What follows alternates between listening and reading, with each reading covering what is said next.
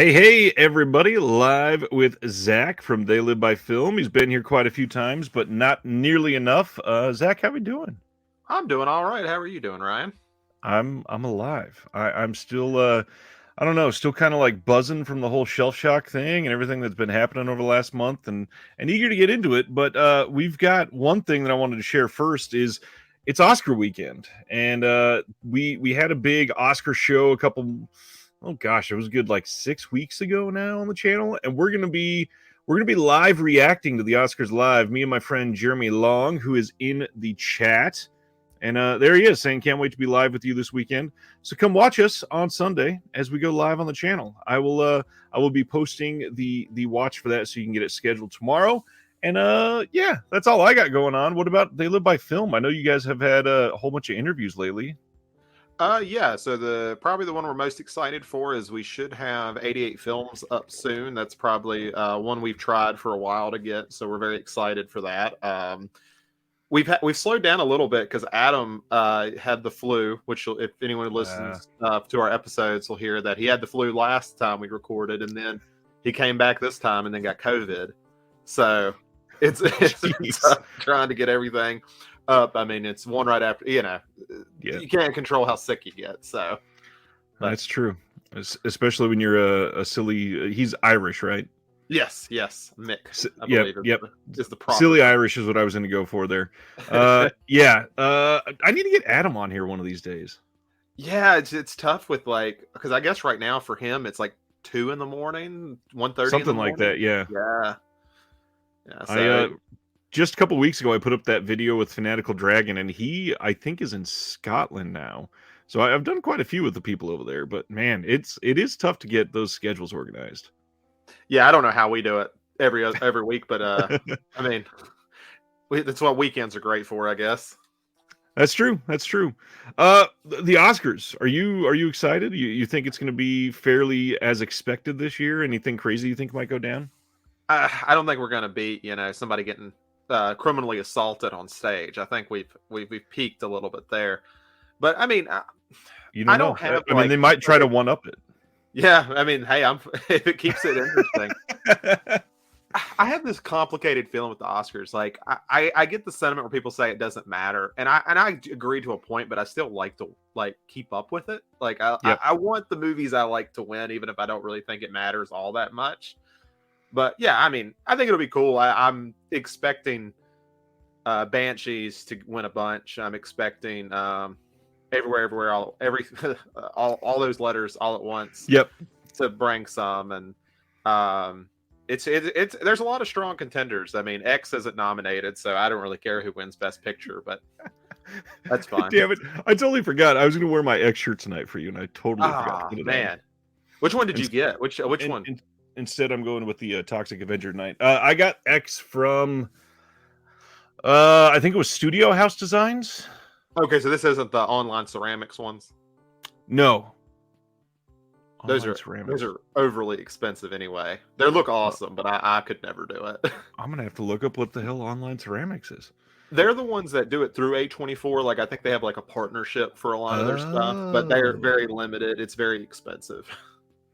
Yeah, I pay attention to Studio House Designs and Rucking Fountain, and then Rough Cut Fan Club are probably my three that I monitor fairly closely.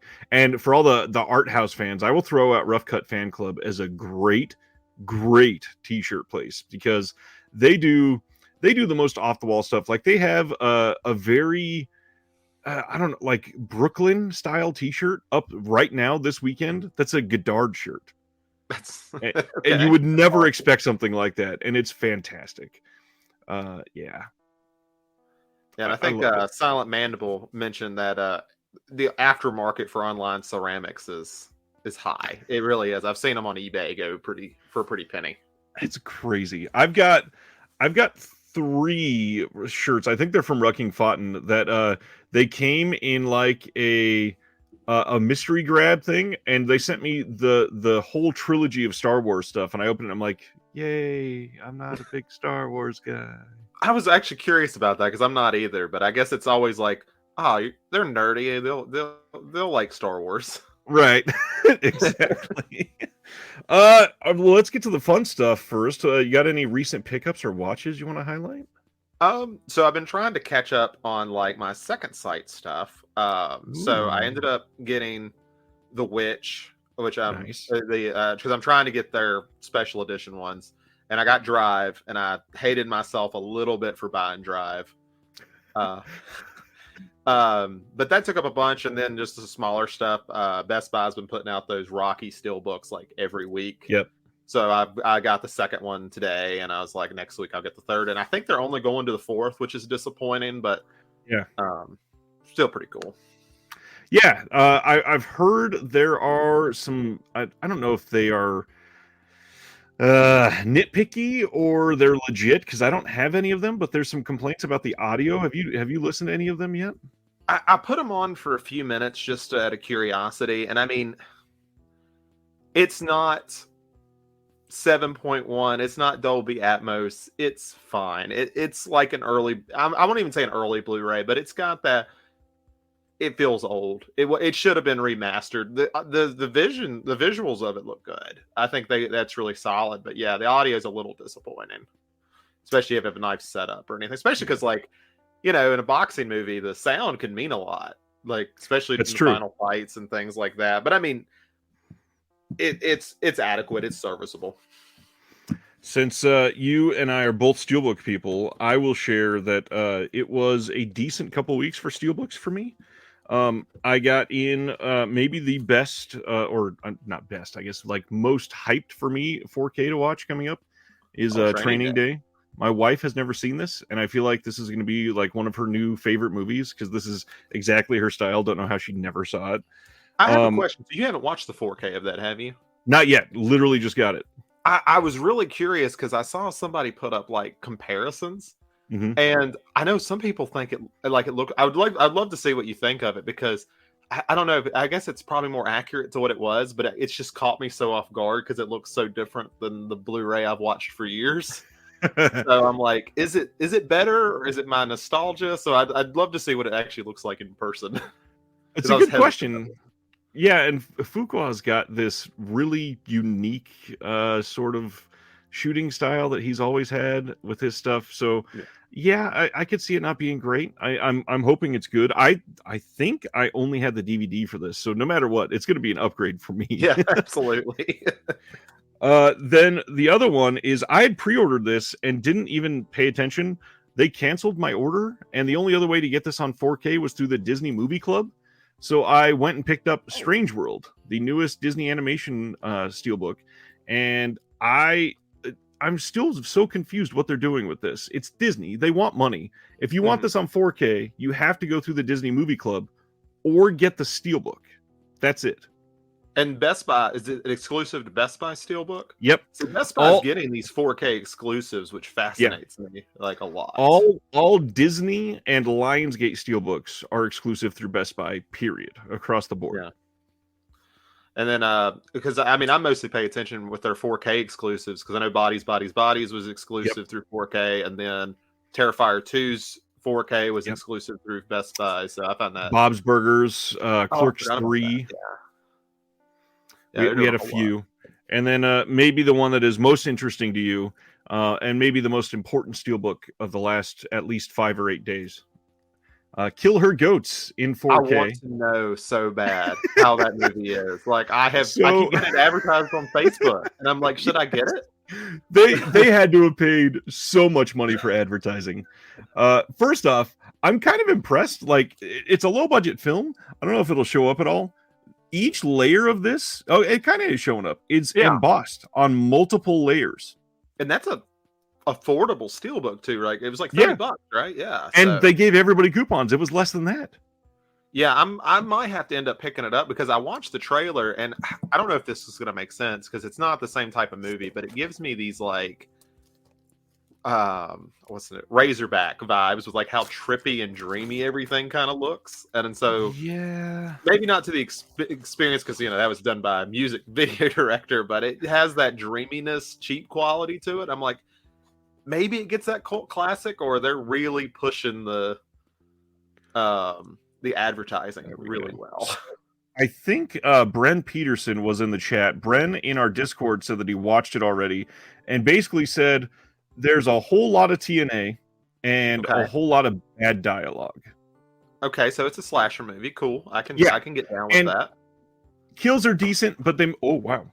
Did not expect that. Kills are decent, but they make a lot of odd choices. Like in one scene, supposedly somebody's getting stabbed, and then they cut back to looking at the front yard. Why? Who knows? Got to be artsy. You gotta elevate it. On the inside, we got a little beautiful foil sticker, which is actually really well made. This is almost not safe for YouTube. And wow. Okay, I think all these are safe. I'll go quickly for these, but they are very, very slasher. Oh, upside down. That was odd. Oh, there's another one in there too. And I got to give them credit because they put out a vinyl record too, right? Like, so yep, I mean, vinyl record, autographs. They kind of went all out, and I'm astonished that they've been able to. But they must have had a hell of a budget to be able to market the way that they have been. Yeah, because this wasn't like a Kickstarter or anything, right? Like that, this was paid through studios and everything else. So. I don't even think it's a studio. This is a super indie film, I think, and I believe it is related to a movie that came out a couple years ago called Muck, M-U-C-K. Like I've heard of that. I had heard of it, but I never actually saw it. Supposedly, they are two parts of a trilogy, and the director is hoping to finish it at some point. Well, that's cool. I can kind of get down with that. I almost like I don't know if you've ever. This is gonna be a little off topic, and I apologize. Have you ever seen the movie? It came out in 2017 called The Evil Within. The Evil Within. It sounds very familiar. It's going to get confused with the video game, but the movie was actually filmed in like the 90s and early 2000s. It has Sean Flannery, his name, the one who played in Boondock Saints. Okay, yeah, I think I have seen it then. And it was when he was still very young looking, but the whole thing with that was kind of fascinating. It was a oil tycoon who decided he wanted to make a movie, got addicted to crystal meth, and like shot this insane movie, and then spent 10 years editing it until he died, and then someone else had to try to finish it. Right. And it feels that way when you watch it. I love that movie to pieces, but it is such a odd experience because you just have this one guy who obviously has way too much money just doing whatever he wants to. And that's kind of the dream for it. I was going to throw out just now because I know it would interest both of our shared interests. I guess we got news this week. I don't know if you read about this, of another George A. Romero short that is going to be restored that has never seen the light of day, that wasn't quite finished. Are we going to get it in the U.S.? Anytime I hear like George Romero, I'm like, oh, we won't get that. It's not Rubenstein. The George A. Romero Foundation has it, so it'll be similar to Amusement Park. This one, I don't think it's even as long as it's probably not even a half hour, but okay. I would hope that we could at least see it at some point. Yeah, I hope they seem to have a good relationship with Shudder for Amusement Park. I mean, they did everything for that, so it'd be cool if they got that. Yeah, and then RLJE put out a physical, and supposedly, I think somebody was working on a fairly exhaustive George A. Romero doc. Maybe we could get that as a bonus feature or something. Yeah, I it'll be nice. I'm going to be very glad to have Morton by the end of the month. Thank goodness, yes. Yeah. We didn't say this out loud. This is kind of important, but on Kill Her Goats, the most important selling point for this is that Kane Hodder is the killer in the goat mask here. I mean, and Hatchet got 3 sequels, so I mean, it'll work. They want to do more. Yeah. I actually really enjoy the Hatchet series. I do too. I like it's Adam Green, right? I get him mixed up with Eli Roth, which makes no sense, but I always get him mixed up. I like him. You know, he's not somebody that said, oh, he's made masterpieces in horror, but he makes fun movies. I always like him. Yeah, I unfortunately, because they've worked together on so many things, I always get Adam Green and Joe Lynch mixed up. I can see that. And I always said that Hatchet was made by Joe Lynch, so we've done the exact same thing, I promise. Yeah, for years I was like, oh yeah, Eli Roth made that Frozen movie, and I'm like, no, that's Adam Green. Adam Green made Frozen. I don't know why. I'm a fan of Eli Roth, but I would say, yeah, Green made it because it's a better movie. Yeah, that's true, honestly. I love Frozen. It's one of my favorites. I think if Eli Roth made it, it would not have been anything like that. I you know, I respect Roth so much as like a historian. Like I think he's super cool. I think he is obviously knowledgeable. It's been like 2 or 3 films of his I've liked. And mostly I his early stuff. I have called multiple times, and it's funny because they worked together once. Obviously, I've called Eli Roth the Tarantino of horror. Yeah, and they have such an association together too. So it's yeah. He is basically just a big cheerleader. That's the best thing that he can possibly do is just shine a light on as many things related to horror as he can. Yeah, and I mean, I think it works sometimes, but then like he wanted to do Green Inferno, which I would love there to be like a modern cannibal film that feels anywhere as visceral as like the 70s or 80s Italian films, and it just wasn't. And it's like, why make it? It's not like I feel like the controversy was by association more than what it actually was. Yeah, I get that. All right. So tonight we're going to be talking about announcements, of course, but then afterwards, our big discussion tonight is we're going to be talking about 5 of our favorite horror movies directed by women, as it's still Women's Appreciation Month. And I got 4 of my 5 in physical format that I can hold up. The 5th one is not on physical media, so we will talk about all of these, and we will get into that right after the announcements, which there aren't a ton this week, but there are some fairly heavy hitters. So we're going to dive right in. First up from Kino, we are getting a new 4K scan of Paint Your Wagon with Clint Eastwood, Lee Marvin, and Gene Seberg. No idea when this is coming, but we will hear about this fairly soon, I think. It's Kino, and this week they had an interview on another YouTube channel with Serial at Midnight. Did you hear about any of the stuff that they talked about on that one? I did not. I didn't realize he got to do an interview with them. I'll have to check that out. Yeah, it's almost an hour long, and they discuss that Kino is going to be releasing Columbo, the TV show, which is a pretty big deal. They're putting that out on Blu-ray. They're going to be doing at least 2 different sets of it. That way, they get one from one studio, and then it changed studios, and they're going to get the other one from the other studio. And when they announced it, he did say, just like with the other series that they put out last year, every single episode of Columbo will at least have one commentary. Oh, that's good. Okay, I wonder, is there anyone really left that can give a good commentary? Or is it just gonna be like a historical one? I wonder. It'll probably be mostly historical. Yeah, that'd still be great though, just to hear some background on it. Now, the sad things, they did also talk about William Friedkin. So the To Live and Die in LA that they had announced previously was coming in 4K. He is still dragging his feet on that. That is the only thing holding it up is Friedkin's approval, and it'll be a while, supposedly. And he basically led on that Friedkin is so difficult to approve these, they are canceling Friedkin titles that they had the rights to. So they had announced Bug from the mid-2000s, and he just flat out said, we're not going to be doing Bug anymore. Man, and I mean, that doesn't necessarily surprise me. I find Friedkin very funny, especially like when he talks about, like, there was that famous one where he talked about physical media, and he's talking about disc rot and stuff, and he's just like, I forgot who he was complaining about, but he's like, how does he know? He's like, mine are fine. And I think he's funny, but I could definitely see him being difficult to work with. And I've sold my copy of To Live and Die in LA Blu-ray, so I'd really like that movie to come out now. And I'm disappointed that I sold it now.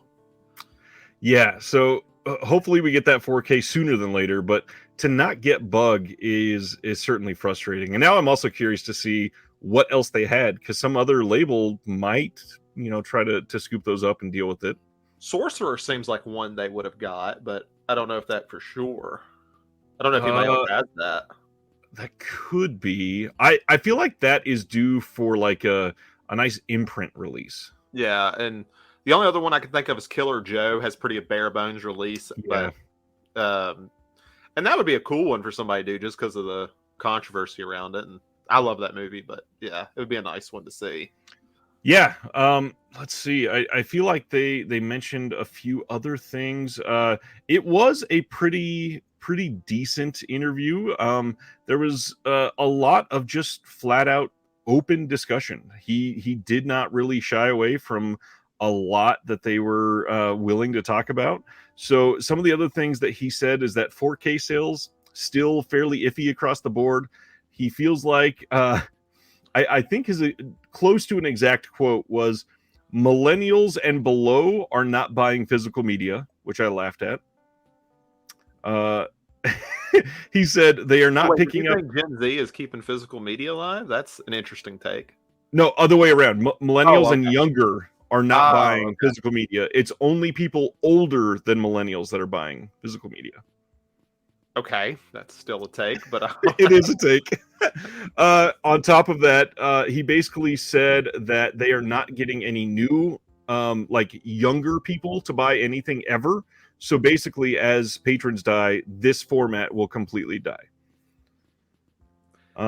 Yeah. But I mean, I don't, because I appreciate like a lot of the 4Ks Kino has put out, but they also have one of the oddest selections of 4K Oh yeah. I have ever seen. I Like their mean, the first title one, they led with was Hannibal. yeah, exactly. And I love Hannibal. Like I I do defend too. that movie pretty hard. But that's like your opening. Like at least when like Criterion did it, credit to them. As much as I complain about the Citizen Kane like box, that was a good one to start your 4K with. Like Right. that matches. It was just they've always been a little odd with what they decide. Paul says, millennials are in their 40s now, yo. I agree, which is why I I am think not. it's I'm not hilarious that 40 he yet. says that we're not buying any physical media. And I think the oldest millennials are barely 40. Yeah. Yeah, so basically, millennials that are 40 and below, none of us collect physical media at all. Let's see. A couple of the other things. He said he recently tried to contact Disney again, and they're still not budging at all. That doesn't surprise me. Not at all, unfortunately. Said that they had the 4K rights to the Ninja trilogy, but that it's probably not going to sell. So they might get like 4K scans and come out in a decent release, kind of like the Missing in Action films did. The only thing at this point I want Kino to do that would make me the happiest is when they put out another release of Storm of the Century, it's actually on Blu-ray. Like when they re-put out Storm of the Century, it was on DVD again, and I'm like, Yep. There's an HD copy on YouTube. I know you can do it. Stephen King even tweets that like to go on YouTube and watch it. I was like, just put it on Blu-ray. It'll be fine. Let's carry on with some more Kino news. We got word that coming in soon from them, we are getting a 4K UHD release of Invasion of the Body Snatchers. This is the 1956 version of the film. And from what I hear with somebody that I spoke to this last week, and if you know the industry, you will know somebody that is coming out in an interview with me soon. One of the individuals that worked on all of the extras for the Olive release said we should be getting most of the extras that were on that big Olive release of this. And honestly, I thought Kino had already done this one. In all honesty, like I was a little surprised when I saw. I was like, "Oh, I think because they put out the Seagull one, right?" Yep. Yeah. I'm glad they're doing this. I'm glad that the Olive release will live on and that other people will be able to see this film. The 70s one is I think leagues better in my opinion. I think the 70s one is a masterpiece, but it still deserves to be seen for sure. Yeah, I mean, I think it's kind of like when you talk about the both versions of The Fly. Like, I think they're both good. Yep. It's just the later one was better. Yep, completely agree. Stan says, I have the Olive release. Do I need this one? I mean, that's all into how much you're all about that 4K. This one is kind of interesting. I've been a big champion of Oscilloscope Labs on this channel, and they are releasing one that's not actually a part of their subscription, which they do, called the Circle of Trust. If you are a part of the Circle of Trust, though, they are giving you a discount on this one. This is Shepherd and Dark from 2012, and it's coming with a book called Tangents from the making of Shepherd and Dark, and it is, as you'll see here in the pictures, a hardcover book. And on the inside, there's a complete book, literally, with lots of photos and writing. And then the Blu-ray is in the back of the book. And it looks like a pretty solid release. Yeah, I mean, it looks different, and that's kind of a cool thing to do because we see that a lot Yeah. with Severin, who likes to do their hardcover books, and then they also have the release. It'd be a good way to mix them. But I've only ever bought one of theirs. I got Girl Asleep. Yeah, I think that's the one from them I have, and I really like that release. Oscilloscope is very hit or miss. So I completely understand people that are either all out or barely in with them. But the ones that they really hit, oh my gosh, they get some great titles. Sardis says, "Can you order this now?" Yes, you absolutely can. And if you are part of the Circle of Trust, check your email first because I believe you get it was either 25 or 50% off of this, which is fairly damn generous, especially considering it's a full book too. So nice, solid release.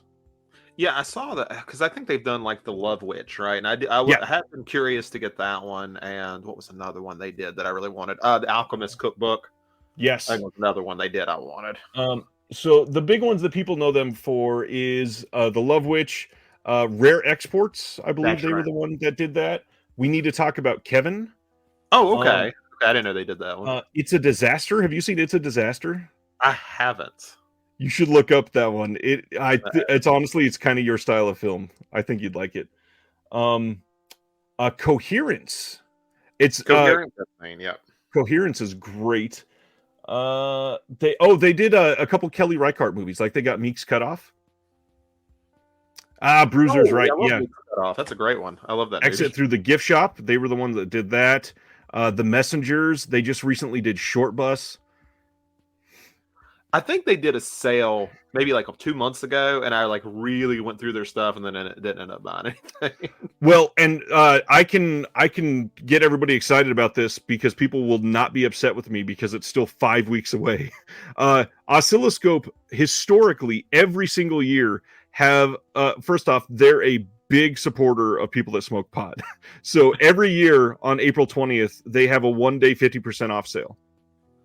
Okay, I may have to try to remember that so I can actually delve. Like I got Girl Asleep, and I remember I really liked that movie, and I was like, and this was before I really understood labels, so this was years and years ago, and I was like, man, why is this movie like $30? But I know now I could have just waited, but Yep.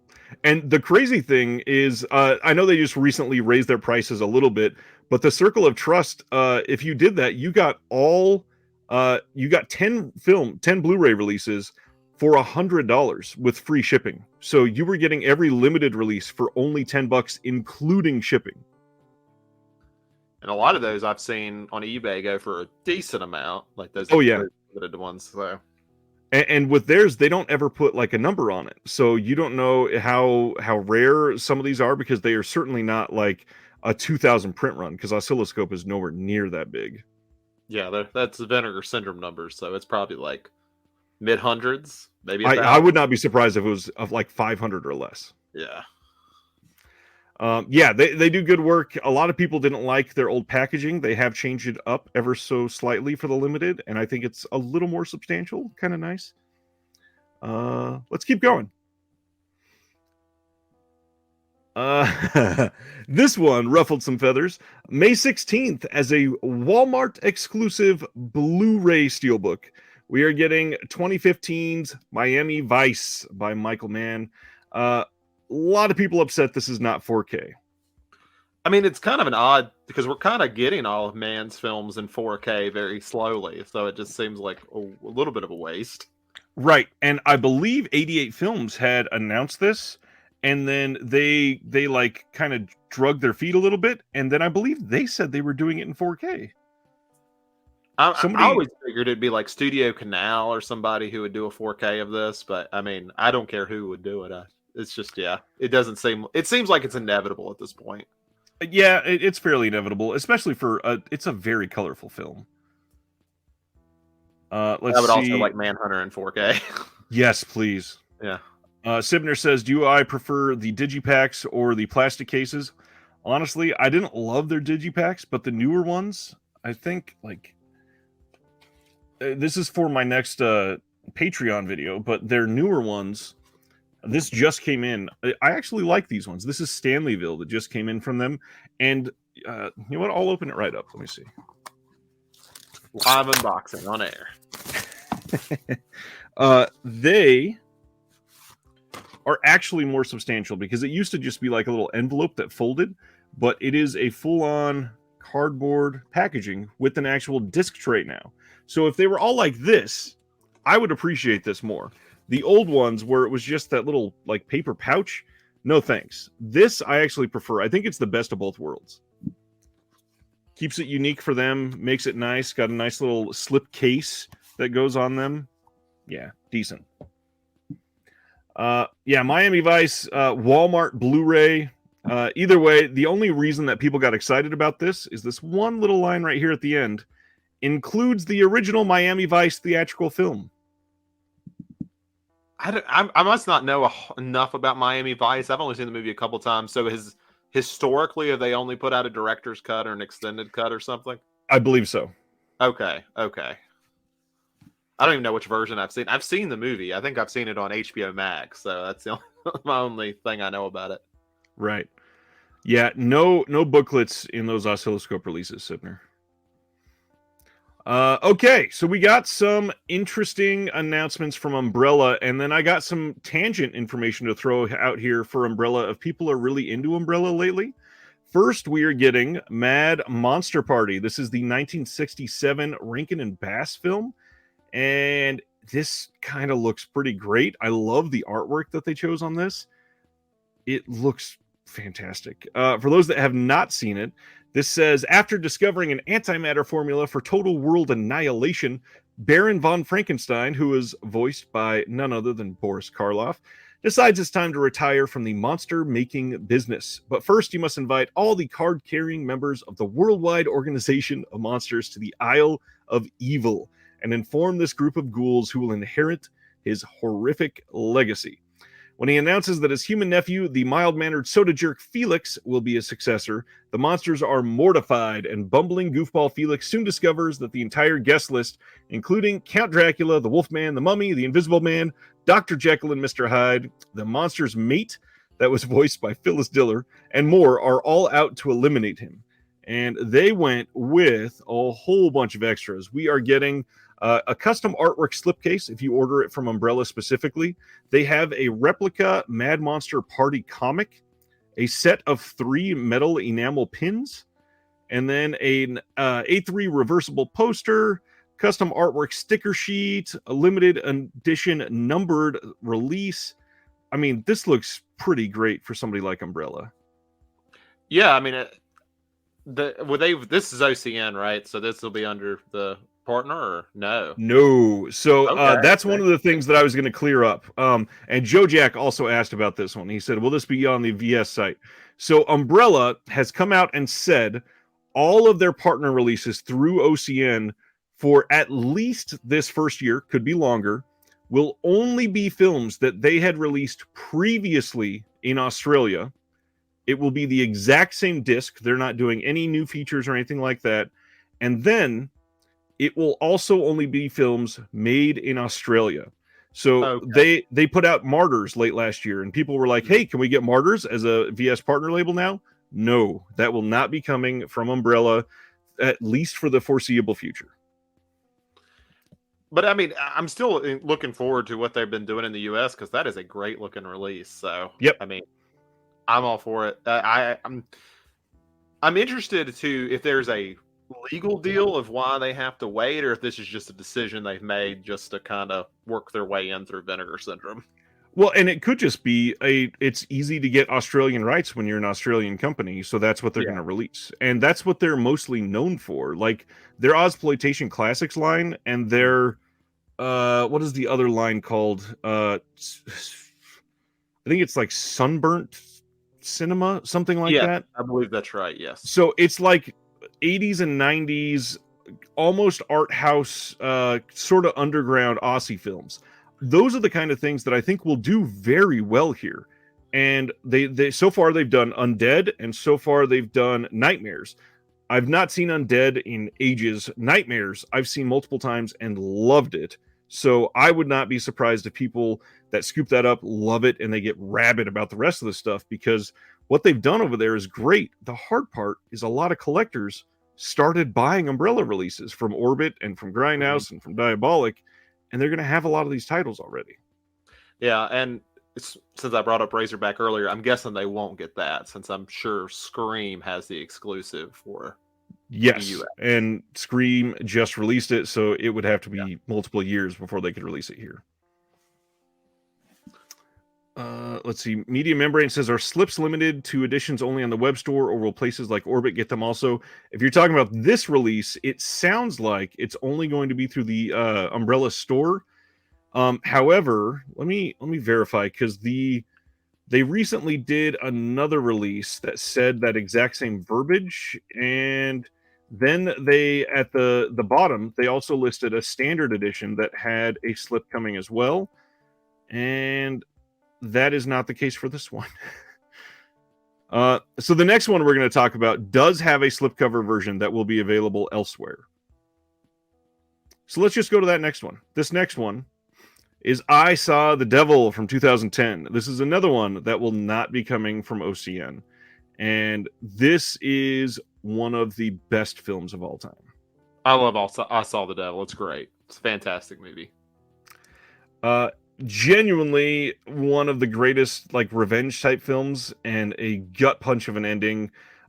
This is, it says only available from the Umbrella web store, but that is only for the collector's edition here, which is a 48-page book, a custom artwork slipcase, art cards, reversible poster, and then a limited number release. But the other release that we are also able to get has a slipcover as well. And then the hard part to justify this is this release with the book and everything is like $75, and it's a 48-page book. To Yeah, you me, need like that's a hardcover Tangents that we just had a few minutes ago, yeah, and maybe I that's can a get on big board. jump. Yeah, unless you're like the largest fan of I Saw the Devil, this seems like a pricey ask to me. And I think I still have the magnet release from years ago. That's the one I have too. Yeah, it is. That's the one I have. Yeah, and Sibner's right. There is no new restoration on this, I don't believe. It is simply the one that's been used for a while. And the other thing is there's a new audio commentary by Kat Ellinger, which is kind of cool that will be on this. But you can just get the standard Blu-ray release, and that will also be on there. So not running to get this, unfortunately. Yeah, I think they needed a bit more of a sale for the price. Just a little bit more. And perhaps it was a pricey license, and it actually should cost that much. I'm not, going to fight that. It's just, to me, that's not enough to make me pull out my wallet. However, Yeah. if it is enough for you, I do see something exciting on the Umbrella store that is a nice update. They are now offering free shipping to the US if you spend $140, which sounds like a lot, and it is. Not denying that. However, shipping gets very pricey from Australia, and if you're going to load up on 3-ish releases and it gets up to 140, that's a lot saved right there. Yeah, especially if this is going to take up 50% right at. So yeah, for sure. Yeah, this is a good movie. I definitely recommend at least picking up a version of this at some point if you haven't seen it. The other side, Umbrella did come out and say that they are likely announcing more titles just next week. Oh, cool. So kind of odd they're doing that. Very, very interesting. Let's see.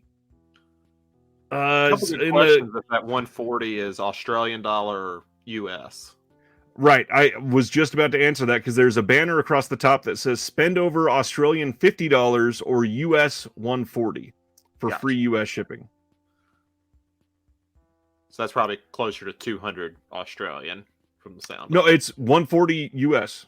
Yeah, I'm saying, if we did the conversion to Australia. Oh yeah, that would be a lot. This is decent. John says it's in euros.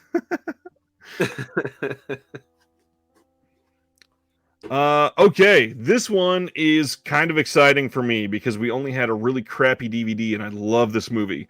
On May 8th in the UK, we are getting a release for the 1987 film Wish You Were Here with Emily Lloyd. I just watched this for the first time last year and adored this movie. I think that this is an incredible film. Lots of people should be checking this out. The announcement here, I had a lot of people ask if this was a brand new label called Film 4. This is not. This is like the studio in UK called Channel 4, and this is their home video arm that they're putting this out. This movie rules though, and I strongly suggest if you are into decent like coming of age films, you will probably like this movie. And it's a very, very great portrayal of teenage angst. And this is for anybody that watched the conversation that I had with Kat Ellinger in January about everything ranging from like showing neurodiversity in film to ADHD and autism and all that other stuff. This is the film that when we first started discussing what we were going to talk about, she said, we have to talk about Wish You Were Here because I think it's one of the best portrayals of it. So I would certainly recommend this one. I've never watched a lot of coming of age that I've loved, but I will check it out on your recommendation because I trust that at least. This is one of the most real ones, and that's one of the reasons why it appealed to me, because it does not shy away. Not that it's like it's not like a pervy movie, but it doesn't shy away from sex and cursing and the realistic feelings that people go through, and that all relationships aren't perfect, including those with parents and children. I think that's all. I think you're highlighting a lot of issues I've had with other ones. They either get way too much of a downer, or they can't properly show a realistic view of being young. And I mean, I'm going to be a little biased because I work with kids for a living, Right? And it's just like you kind of have to find this balance here, because this, like, Euphoria is one where I'm like, these are not children, these are not kids, this isn't how they act. Not at all. Not in my experience. What's going on, Tony? David wants to know, would it fit in with Altered Innocence's catalog? Honestly, it's borderline, because most of the stuff they do is at least semi-related to queer cinema. And the other thing is, even when it's not, they do a lot of coming of age films, but it's usually like for younger generation that is coming of age. Emily Lloyd in this film, I believe, is supposed to be between like 16 and 19. And you see most of that range. So it's, I don't know. This one, it could be an easy yes, but it could also be an easy no. And I would agree with you on both sides. Sibner says it looks more like Studio Canal. Well, this is already coming out in the UK from Film 4, so it won't be Studio Canal. Next up, we have Honey from 1981 coming from Raro Video. This is the Kino partner label that we say every time, just to warn everybody, always buy their titles from the Kino sale and not from the Raro website. This is coming on May 16th, and this one says, the young, naive Annie enters a hotel to spend the night without knowing that it's a special kind of hotel that serves more than breakfast. Curiously, she walks around and watches the maids doing their job. She's especially fascinated by a forbidden room where a silent, strange man lives. And that's all we get. I've heard good things about this. See, it went in a completely different direction, I thought. When you said they served more than breakfast, I just assumed they had a continental lunch as well. So, oh man, that's funny. Oh, got it, Sibner. Yeah, it definitely it's got like a Studio Canal vibe to it for sure. Let's see. The now canceled HMV. Altered Innocence goes way out there with a lot of their releases, like way out there. I mean, to a point, yes, but I think Altered Innocence is really sort of grounded in a very similar feeling to most of their releases. Have you gotten anything from Altered Innocence yet?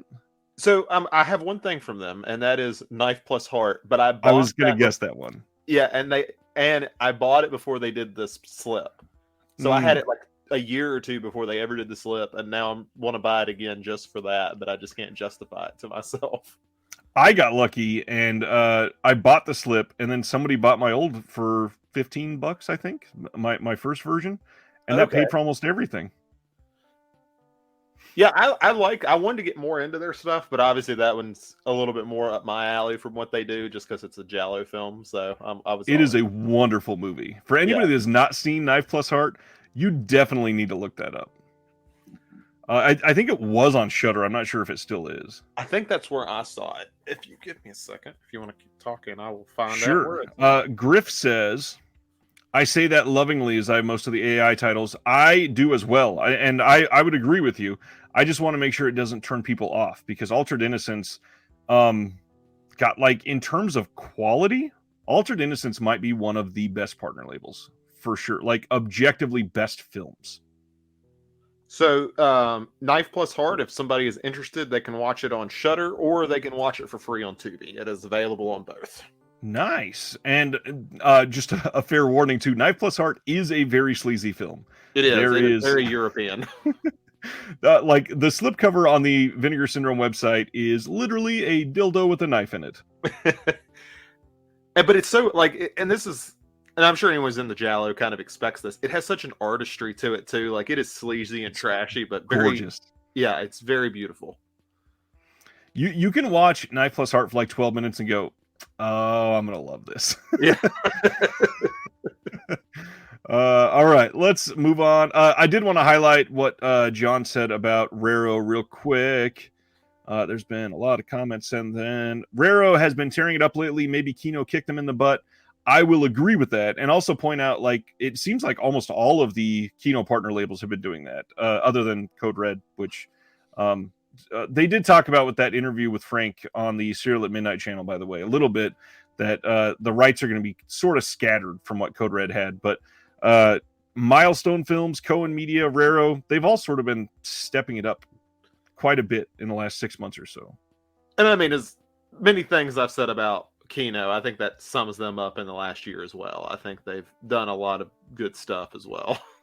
Better than when I first started getting Kino, for sure. I recently did an interview that's about to be released in the next 10 days or so, and one of the things that I said was Kino puts out so much that every single week they seem to release around 5 or 6 titles, and just like by definition, every single week I want 4 of them somehow, and I don't get it.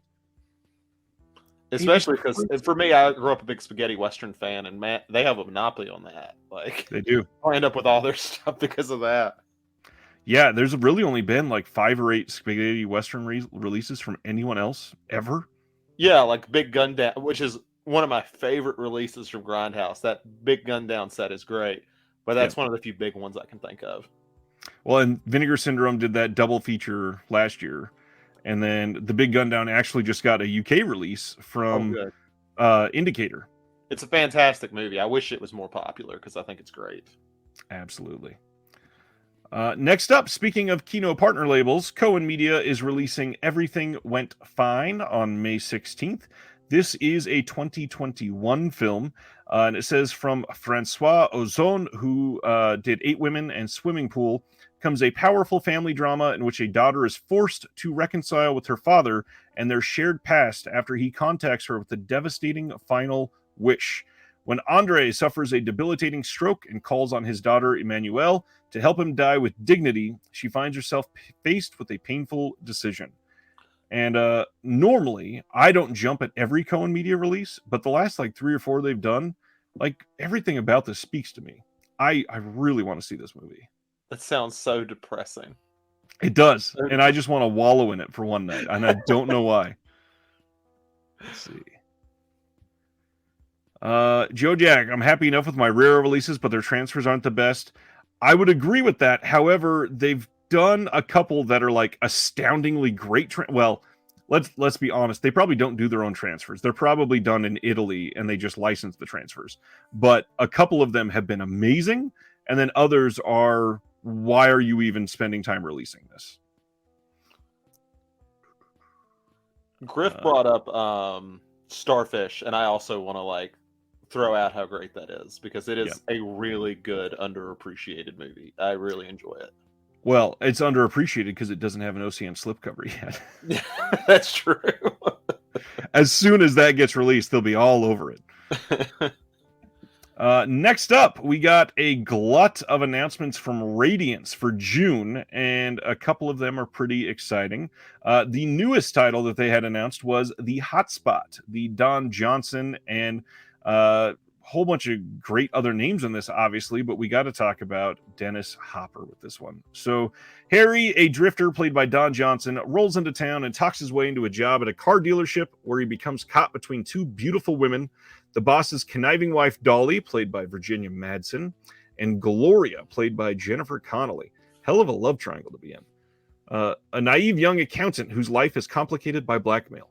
When Harry plans to rob the local bank, he becomes enmeshed in a lethal web of lust, greed, and extortion, whose only escape is murder.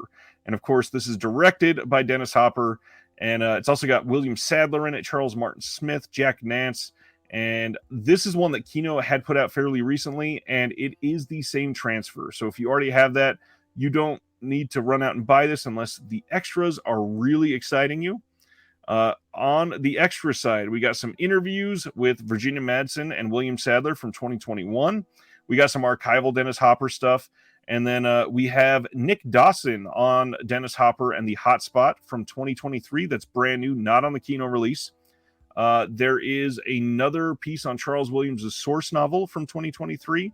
And then this one, of course, will have the limited booklet with writing by Elena Lazick on the film, Leslie Byron Pitt on the erotic thriller genre, and then an archival piece on the film with an interview with Hopper by R.J. Smith.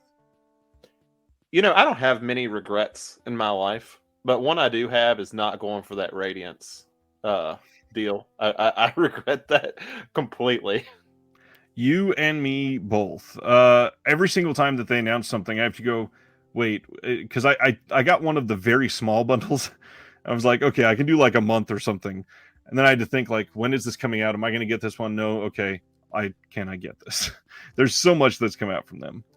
Yeah, and they seem like they've had such a great start. Like, as far as being a label goes, they've had just like a phenomenal start, and it's been cool to see. It really has. And Fran has made some wonderful decisions with films to sign. Very eager to see what we have in the Radiance catalog after 3 years. The people that signed up for that 3 years package, I have a feeling you are going to be like beyond blessed with everything they put out, it seems like. Yeah, like I've never like I think it's cool that Vinegar Syndrome does it, but it has never been like I regret not getting the yearly thing. Right. Radiance is the one I have, which is ironic because Vinegar Syndrome's definitely more up my alley. But I mean, everyone I watch from Radiance, I'm like, I'd like to watch that. That sounds pretty good, even though I've never seen any of them. Yeah, that's a good point. And a lot of the stuff that they're putting out, it's not well known, but it's like well known tangentially. Yeah, so, it's Dennis Hopper here, so I mean, people know who that is. He was a good director and actor, so exactly. And there's something about it that will be enticing to you for pretty much every release, which has been astonishing. Ooh, Stefano says he went for the 3-year sub. I envy you. I will have to live vicariously through Stefano now. Very much so.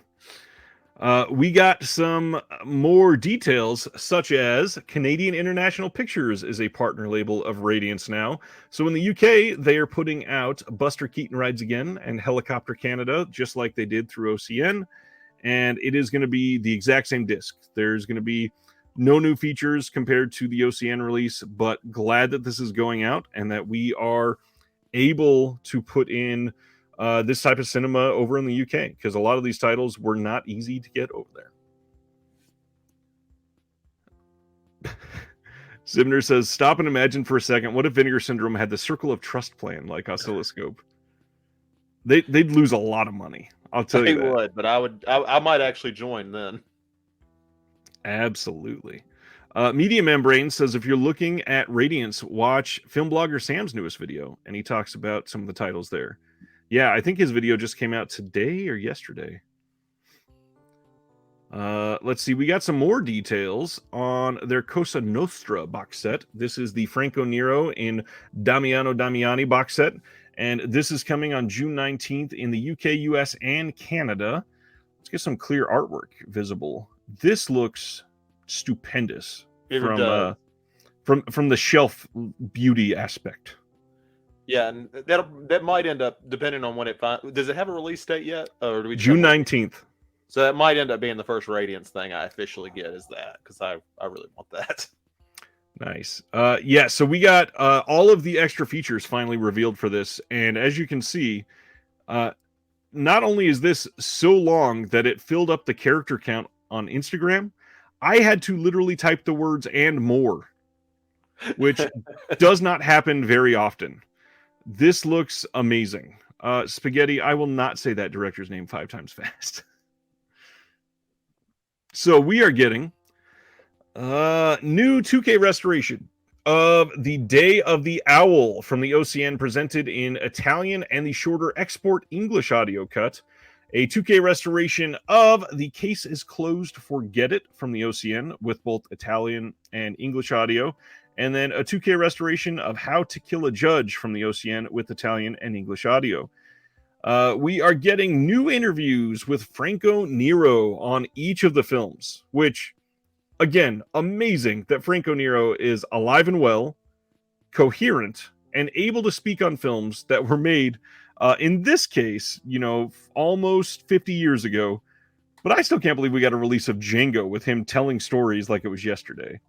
And I've liked that there's been this appreciation, not just for this, but like all these other filmmakers, even for cameos. Like, I mean, Django, of course, he was going to get a cameo in that. John Wick Chapter 2, he hits the small part in that. And then Pope's Exorcist, he gets to play the Pope. Like, I just think that's awesome. Like, give Franco Nero more small stuff to do. I'm all for in it. 2023. Yeah, like I will always watch Franco Nero. Let's see. We're getting all kinds of archival interviews, thankfully. And then on top of that, they're getting things like Identity Crimesis, filmmaker, Italian crime cinema expert Mike Malloy on the Day of the Owl in the context of the formation of the Italian crime genre. That just sounds fantastic. A Tale of Two Contents, a video essay by filmmaker Howard S. Berger looking at Lee J. Cobb's career transition from Hollywood to Italy and the archetypes he tended to play. Where else? Like, this is full-on film school stuff. Yeah, and I mean, and I haven't gotten enough of Radiant stuff, but I'm guessing this is even a lot even for them as far as like special features go. Like, it seems like they really went all out. Right, they really did. And then, of course, there is going to be a 120-page book featuring some new and archival writing by experts on the genre. And again, this is amazing. I don't understand how this label is only a few months old and they are crushing it. Which, how much was their 3-year deal? I'm trying to remember what the exact price was. If you did the UK one, it was, oh gosh, it was either, I think it was $1,800 US. And then if you did the US version, which was going to be greatly stunted compared to the UK version, I think it was $1,200 US. Either way, if a company can make me regret spending over $1,000 in like 3 months, that says a lot. Their first title was not even released 75 days ago. That says a whole lot. And they're keeping a consistent schedule. Like, I mean, granted, I understand how hard it is. We both do doing these interviews, but like, a lot of these have been out longer who have significantly less releases just because it's tough, and it's great to have someone like Fran pushing it through and showing, really how it's done, I guess. Jason says, can you still subscribe to the US bundle anywhere? No, it sold out in less than 24 hours. They only had 50 slots of that open. So it's not something that was open for a long time. Anthony says 1,800, Jesus effing Christ. Like, I don't know if you're saying that's cheap or expensive.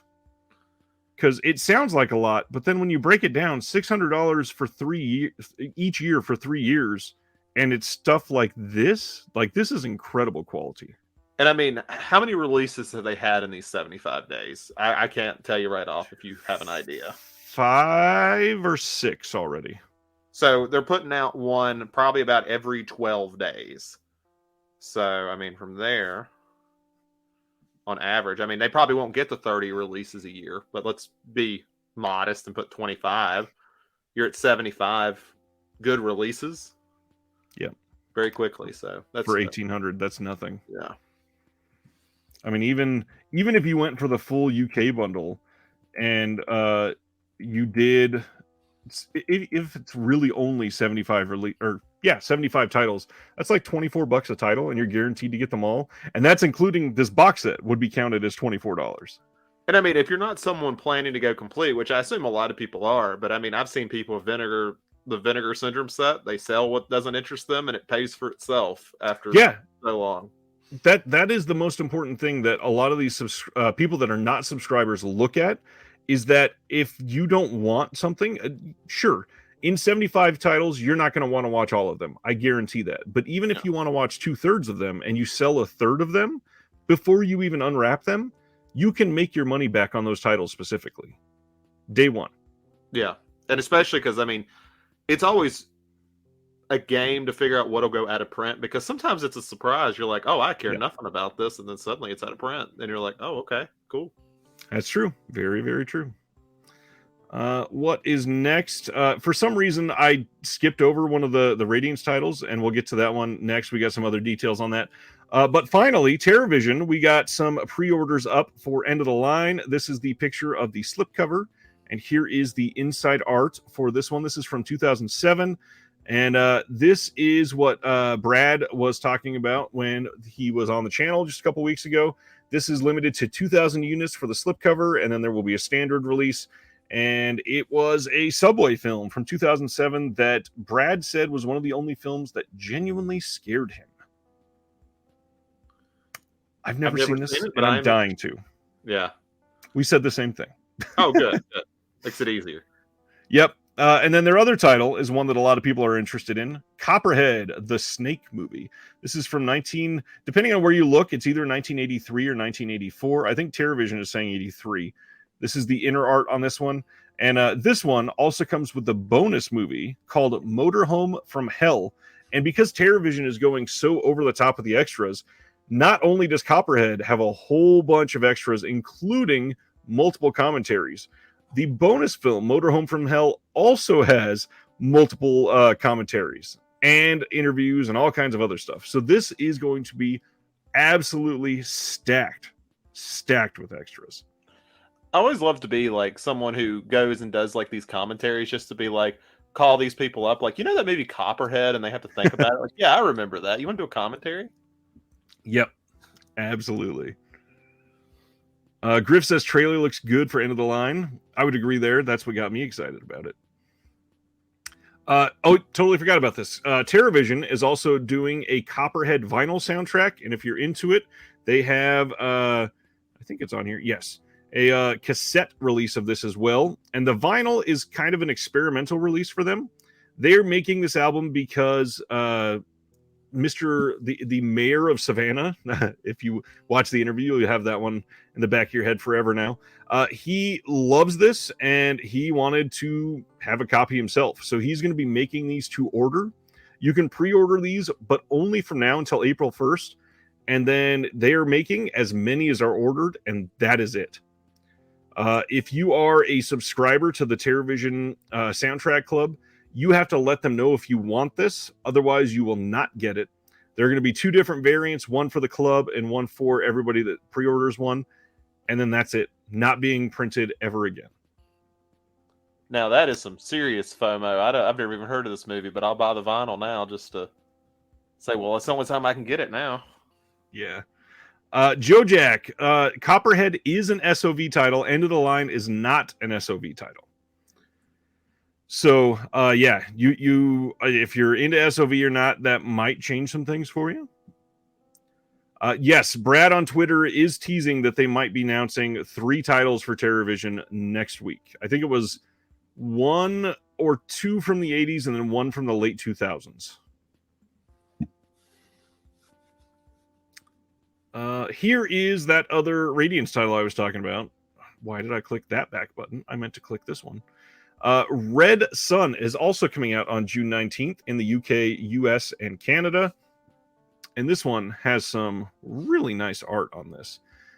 This gets an HD digital transfer overseen by the director, select scene commentary with a bunch of people associated with the film.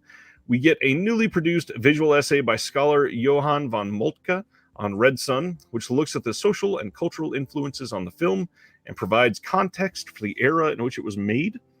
There is a visual essay by Margaret Darias tracing the development of the new German cinema from the Oberhausen Manifesto to the fall of the Berlin Wall. And that essay is 50 minutes long. Again, all in on extras at Radiance.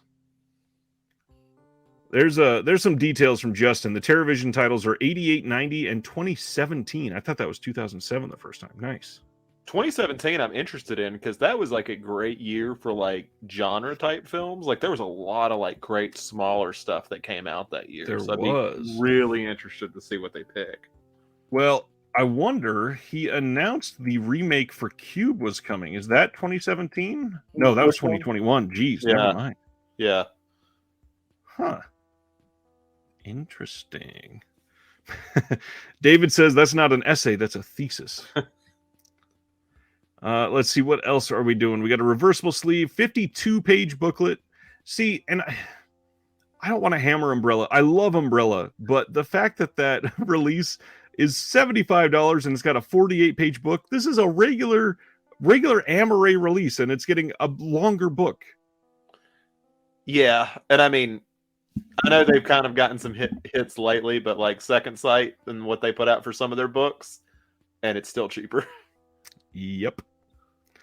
MVD Rewind announced their next title, and it's the 50th title in the MVD Rewind collection. June 13th, we are getting 1985's Killzone. This is Colonel Crawford, played by David Campbell from the world-renowned Killer Workout. The sadistic commander of an advanced military training center known as Scare Camp has created the most grueling and realistic exercise imaginable. To him, it is brilliant. To his men, deadly. To Vietnam War veteran Jason McKenna, played by Fritz Matthews from Deadly Prey, it becomes all too real. His ability to distinguish between flashbacks and the ongoing exercise slowly fades. Driven by emotional terror, McKenna believes he must kill to survive. He escapes the simulated prison camp and begins his reign of terror, killing the unsuspecting residents of a nearby town. This gets a brand new audio and, if you want, a video commentary with producer and co-writer Jack Marino that's moderated by Heath from Serial at Midnight. There's a new making of Killzone featuring an interview with the co-writer and producer Jack Marino, moderated by filmmaker and project producer Steve Latshaw. And then some Vestron video VHS version of Killzone is going to be on there. And then a photo gallery. And, of course, they always put in a trailer. You got the little double-sided poster in there. You got the limited edition slipcover. It looks like a solid release, and it's not a re-release, which people are always jumping on MVD to say.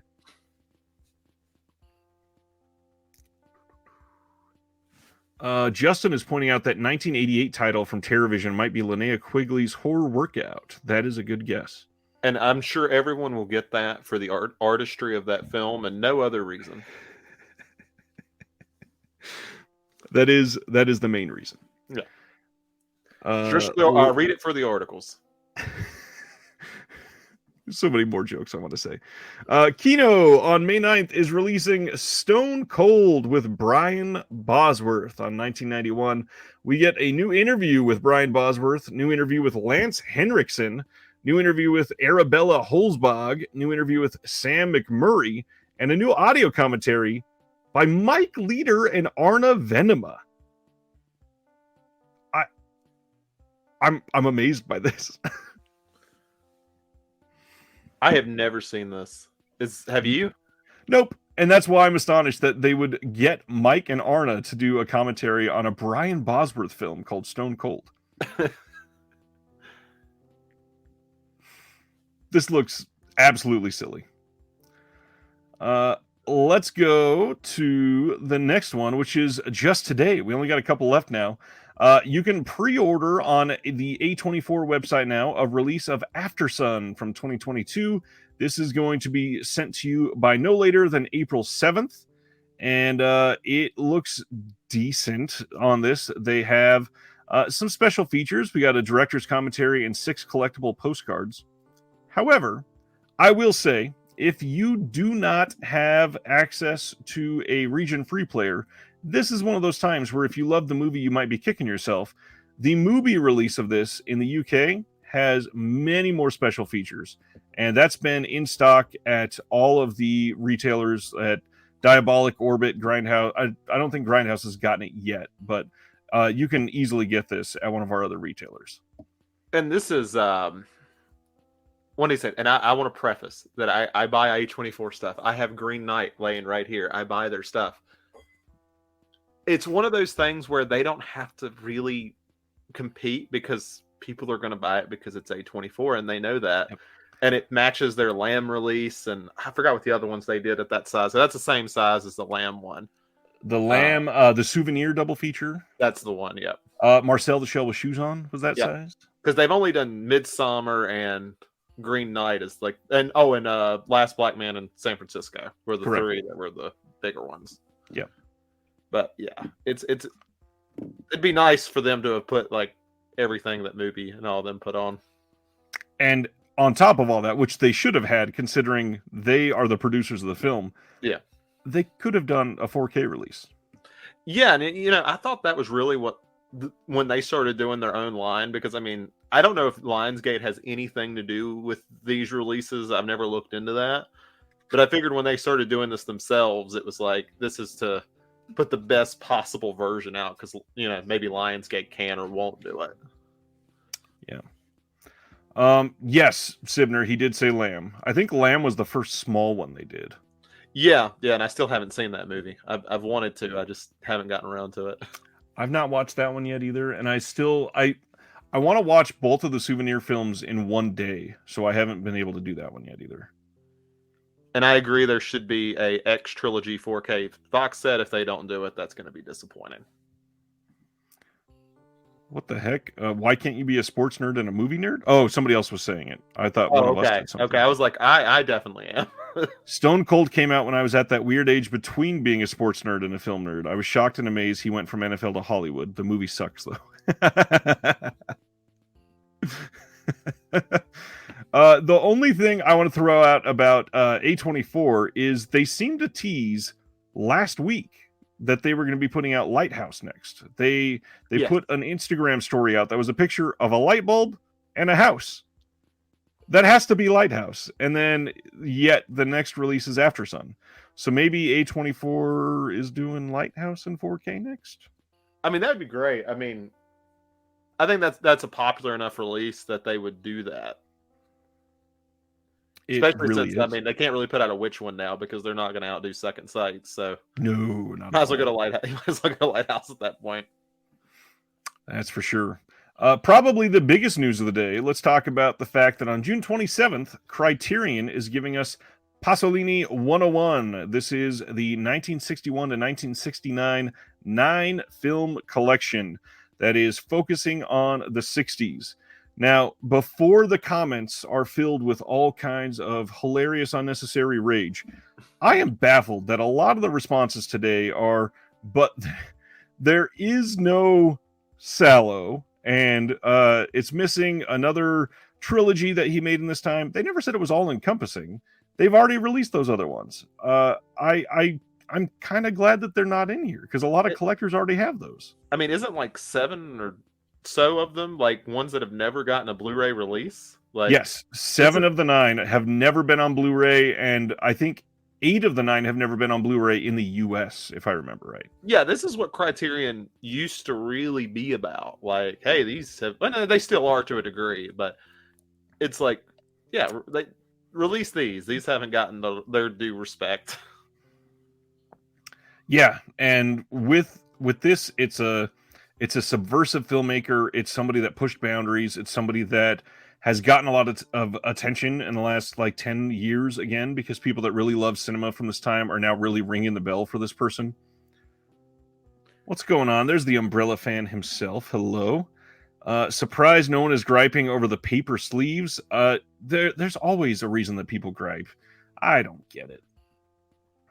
Anyway, We got 9 films in this, and like Zach was just saying, 7 of these have never been on Blu-ray anywhere before this.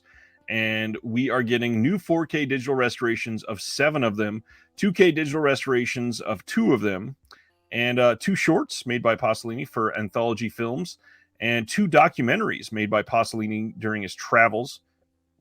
So even it's not even just 9 films; it's actually 11 plus 2 shorts. I mean, that's pretty damn great. Yeah, and I mean, I don't know a whole lot about him. Obviously, I know Sallow. I own Sallow, and I watched.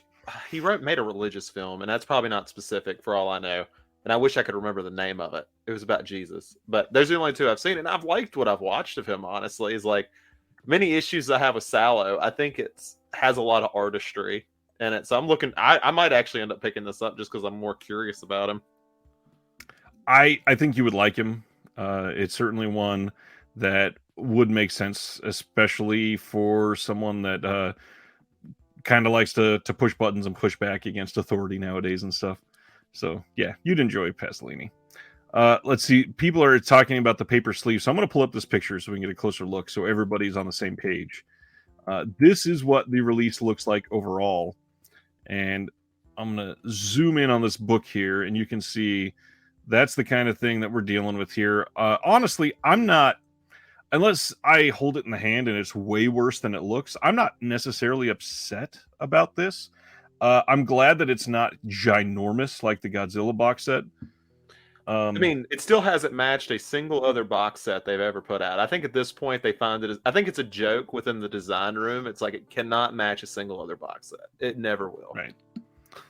Sibner, I could not agree with you more. He says, I feel like Criterion, more than any other label, would benefit from putting out media books. Like, truer words have never been spoken. Yeah, I feel like they feel committed to their digibooks and their, I forget what the name of those cases are called. Starts with an S. Scanovo. Yeah, they're committed. Griff says, not a huge fan of the sleeve style, but dealt with it before. Adamson set, Hitchcock 4K set. Yeah, they're kind of everywhere now.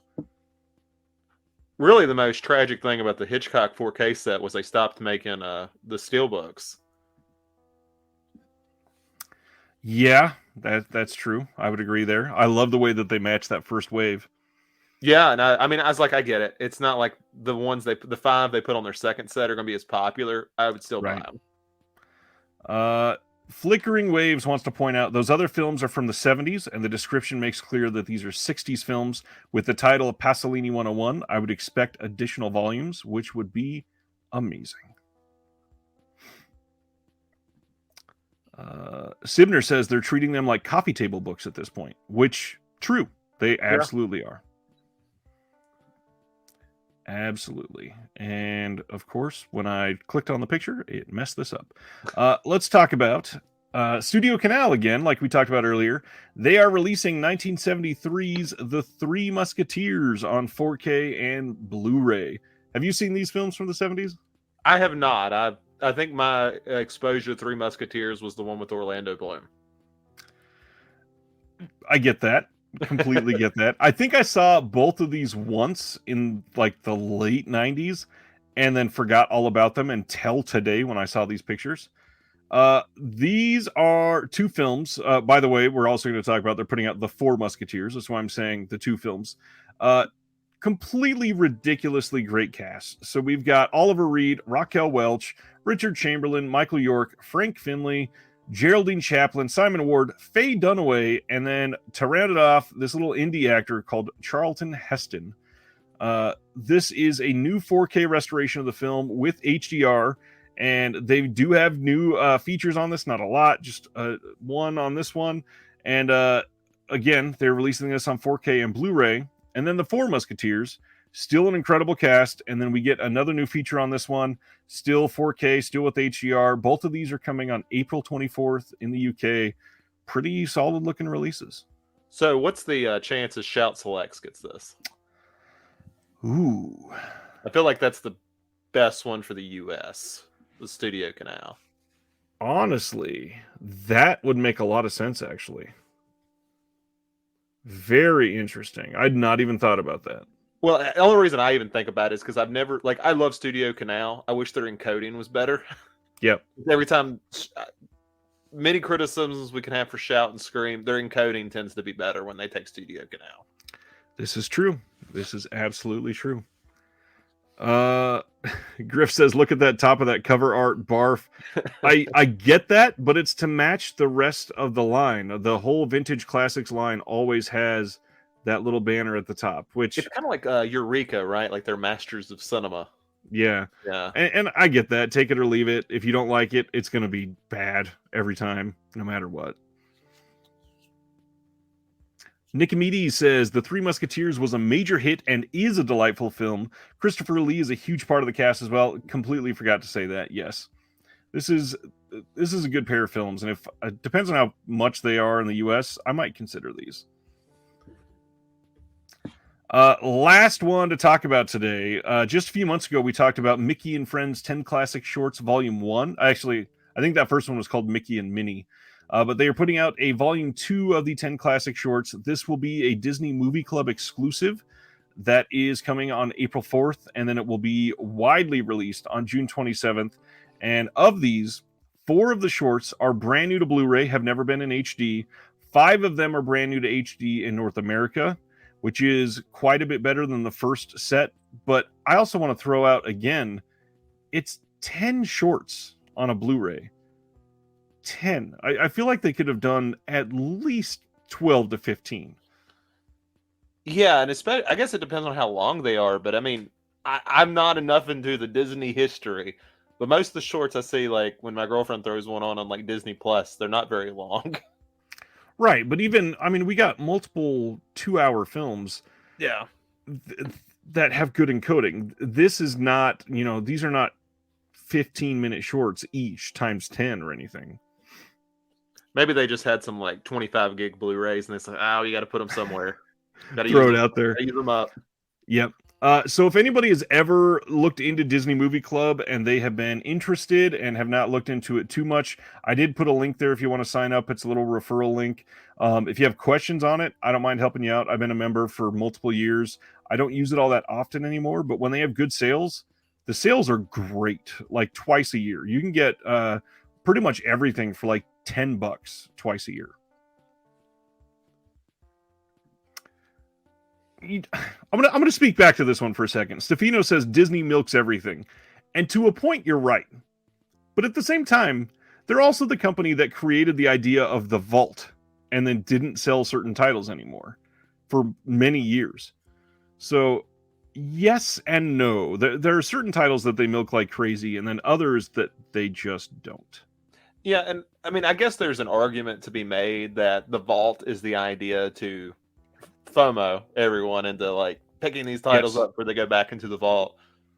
But Disney's always been kind of weird because I criticize them a lot, but then I'm like, I know they have the potential to make great original stuff. So It's true.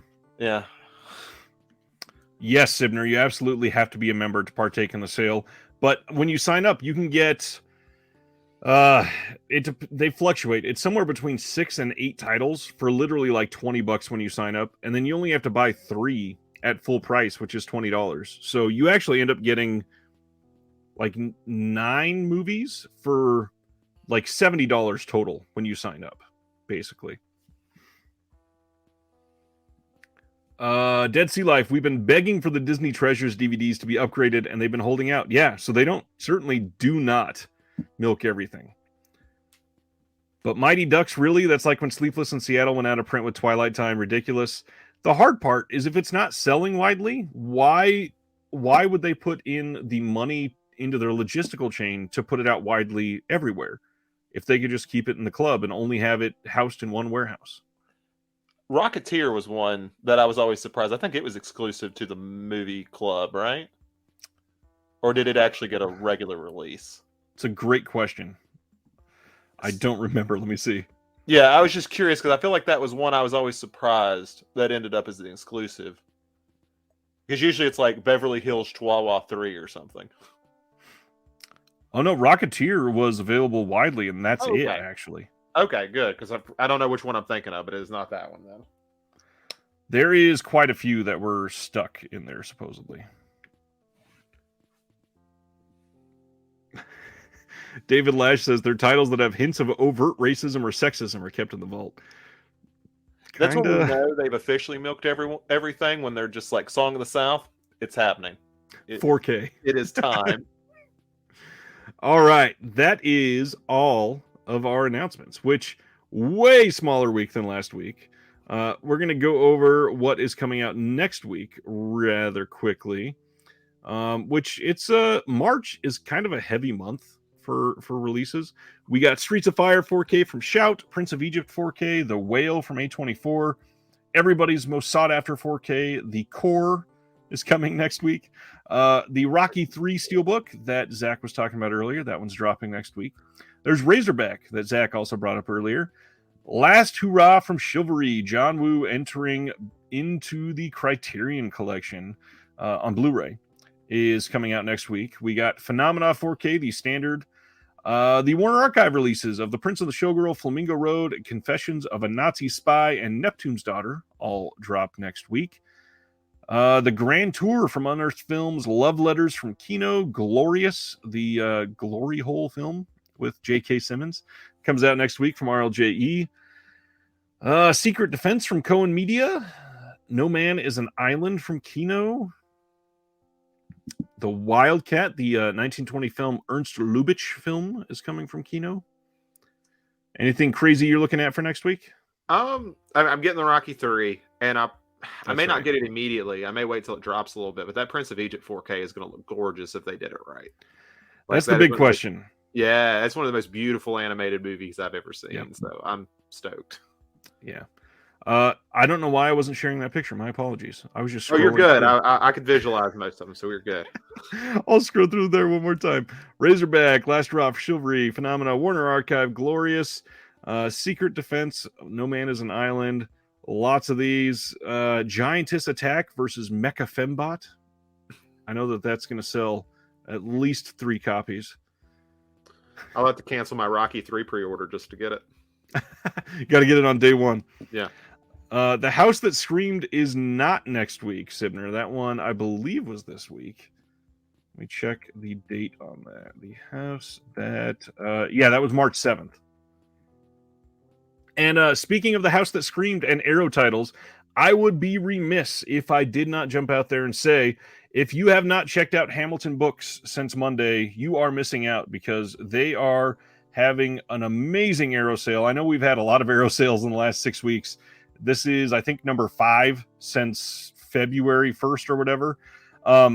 They are selling things for wild prices. Like, you can get slipcover releases right now for $11.95. The first Shawscope set is $60. There are some random things that if you dig in there and sort it by new, you can see what they just added. Like the Tremors, you might be interested in this if you didn't see that they were doing this. The Tremors 4K Steelbook, that was a Zavi exclusive. You can get it now. About that, I saw it and I was like, "What is this?" I did not recognize it. It is the limited Tremor Steelbook, and I wanted that art when they first announced it, but I was not going to go back to Zavi. And I mean, which is good now, because I mean, we still can't get Zavi titles, can we? No, nope, not right now. Yeah. Griff says, "Can't believe you didn't cover the big full moon news. Their own Magic 8 Ball for 90. What? What is that? I didn't hear anything about that. I'm going to go to the full moon site so we can talk about it for a moment. That sounds ridiculous." Yeah, tell me what Charles Band has come up with, please. It came to him in a dream or something. Where, I don't even know where to look for Magic 8. I'm going to type in the word magic to search on their site. I don't know if you'll get the results you want if you put 8 Ball and Charles Band in the title together. It may not turn out well. Oh my gosh. What does "you're on a list now" mean? I'm not seeing something on their site. Griff, let me know where to. Let me go check their Facebook, I guess. Full moon. That is a sentence I never imagined I'd be reading. You didn't cover their Magic 8 Ball device. Oh gosh. TheFortuneTeller.com. Oh boy. Oh no. Okay, so is that the actual website? Let's see. From the mind of Full Moon's main brain, Charles Band, comes the fortune teller. Ask it questions, any question, and the fortune teller will guide you. What? So it's that thing from Big, but in Full Moon way. Okay, so now I'm gonna be able to start sharing. Let me pull this up here. I am flabbergasted with the words they're using here. Okay, here we are. The fortune teller. Ask your question. The fortune teller is a handheld portal into the cosmic forces that surround and bind us, an all-knowing oracle that you can take with you anywhere. Touch the button on the device, magically read your mood, press the button, ask a question. The fortune teller will tap into the spirit plane to find your answer. What in God's name, Charles Band, have you come up with? How much is this thing? Oh Buy my now, and it's $90. That's their Toulon box set. Or whatever this is. I am so confused. There's a commercial? Okay, Live react to the commercial. Okay. I hope the audio is coming through. If it's coming through, let me know. Okay. Mystical. It is. We're good. Magical. Mysterious. Introducing the fortune teller. Your personal passport to the unknown. Pulsing with the powers of the cosmos. Ask your question. Push the button. After reading your mood, the fortune teller will guide you. Yes, but proceed with caution. Featuring over 100 responses from the spiritual realm. The fortune teller, now available. What the fuck? Are they really charging $90 for a thing that has 100 pre-programmed answers to questions? He's figured out how to make the 8-ball expensive. I'm impressed. How is that even a full moon item? Like, I was wondering, like, is it like connecting to some movie they're putting out? Is this going to be the new Puppet Master going to connect to this? And that's the thing. Now that they're selling this, they will probably announce a title called The Fortune Teller next week is going into production, and then 2 weeks later it'll be available on Blu-ray. Charles Band's only 71. I was like, for that idea, I was expecting a little older, to be honest. Yikes. All right. Are you ready for our topic for the night? Yeah, let's do it. Let's do it. All right. So for tonight, Zach and I, we try to always talk about horror/cult when he's on, because Zach doesn't always get an opportunity to on They Live by Film, and I like scratching that itch for him. That was a weird sentence. I will stand by it. I appreciate that. With it being March and Women's Appreciation Month, the easy thing to go to is to shine a light on horror or cult titles that are directed by females that don't get enough love. And I had a list. Let me pull up. I had a list, I believe, of 11. Yes, I had 11, and I noticed that 6 of them I've talked about quite a bit in the last 6 or 8 months. So I didn't really want to keep highlighting them. I'm going to go through those real quick, if that's okay with you. I'm not going to say a whole lot on them. If you've never seen one of these, please seek it out. All of these are incredible. Near Dark, obviously an amazing movie, one of the most unique vampire films ever. Jennifer's Body, I will stand by the fact that it is an incredible film. It is a generational defining film for millennials, in my opinion. The Babadook, I don't ever shut up about this movie. I think it's damn near perfect. The 2021 release of Candyman, I actually liked it a lot. I think it was a very well-made film. I really enjoyed it. The Stylist by Jill Gevargizian, I had her on the channel. I love that movie a lot. And then one that I think you and I talked about the last time you were on the show, Ravenous. Ravenous is a film that is a remarkable hodgepodge of wonderful, weird genres thrown together in a mixing pot, and somehow it turned into perfection. Please check those out. I actually had a list of more than 5, so I'll do the same, and I'll go through them because I also had Near Dark on my didn't quite make it list. I'm not a big fan of The Lost Boys, but I love Near Dark to pieces. I always think it's a better version of that. I also had Jennifer's Body that didn't quite make it. Great film. Nice. Raw was one I had that didn't quite make it that I really like, and I love Titan as well. The Hitchhiker, Ida Lupino, I think is how you say that properly. I watched that for the podcast. Fantastic movie.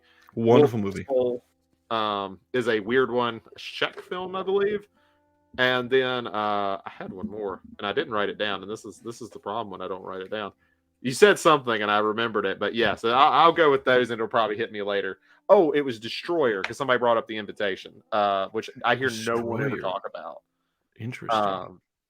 It's I had to go like 2 hours to go see the movie, but it was really good. I wish I could remember it a little bit better now. But when I was going through the list of women genre films, I was like, oh yeah, that movie was great.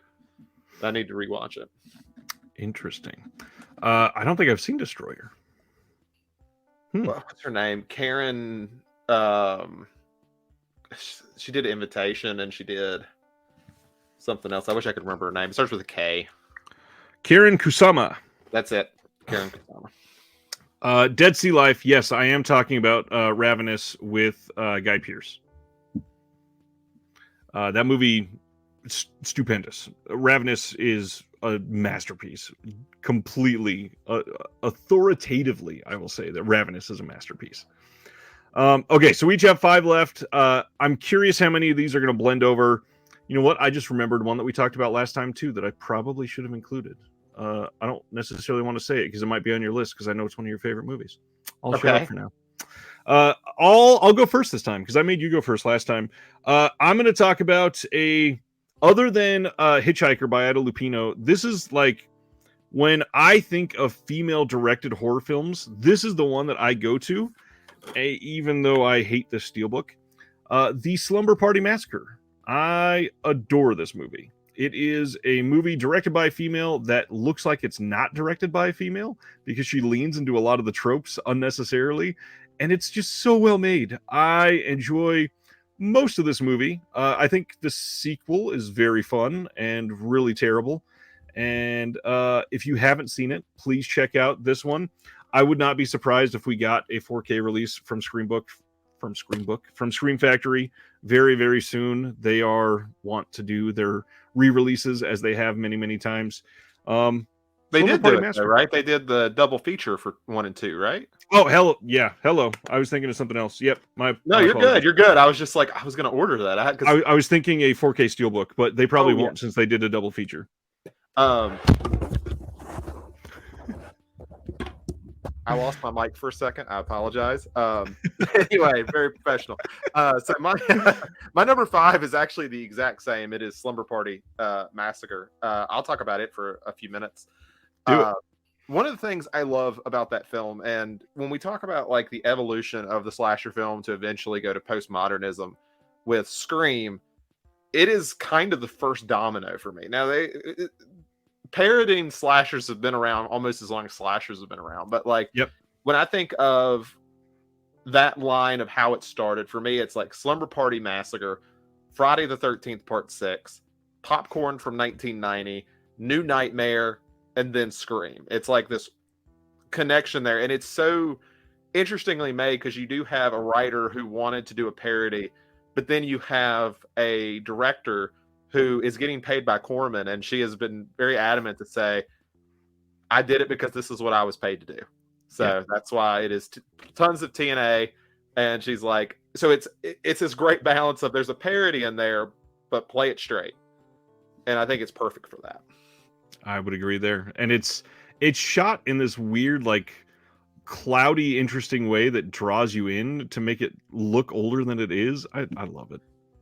Yeah. And I mean, it's hard to feels like it's hard to talk about because it's so early in the slasher, but it was already like the slashers were already so tropey. Yep. Even in 4 or 5 years, they were like completely tropey. And she full on leaned into every single one that she possibly could.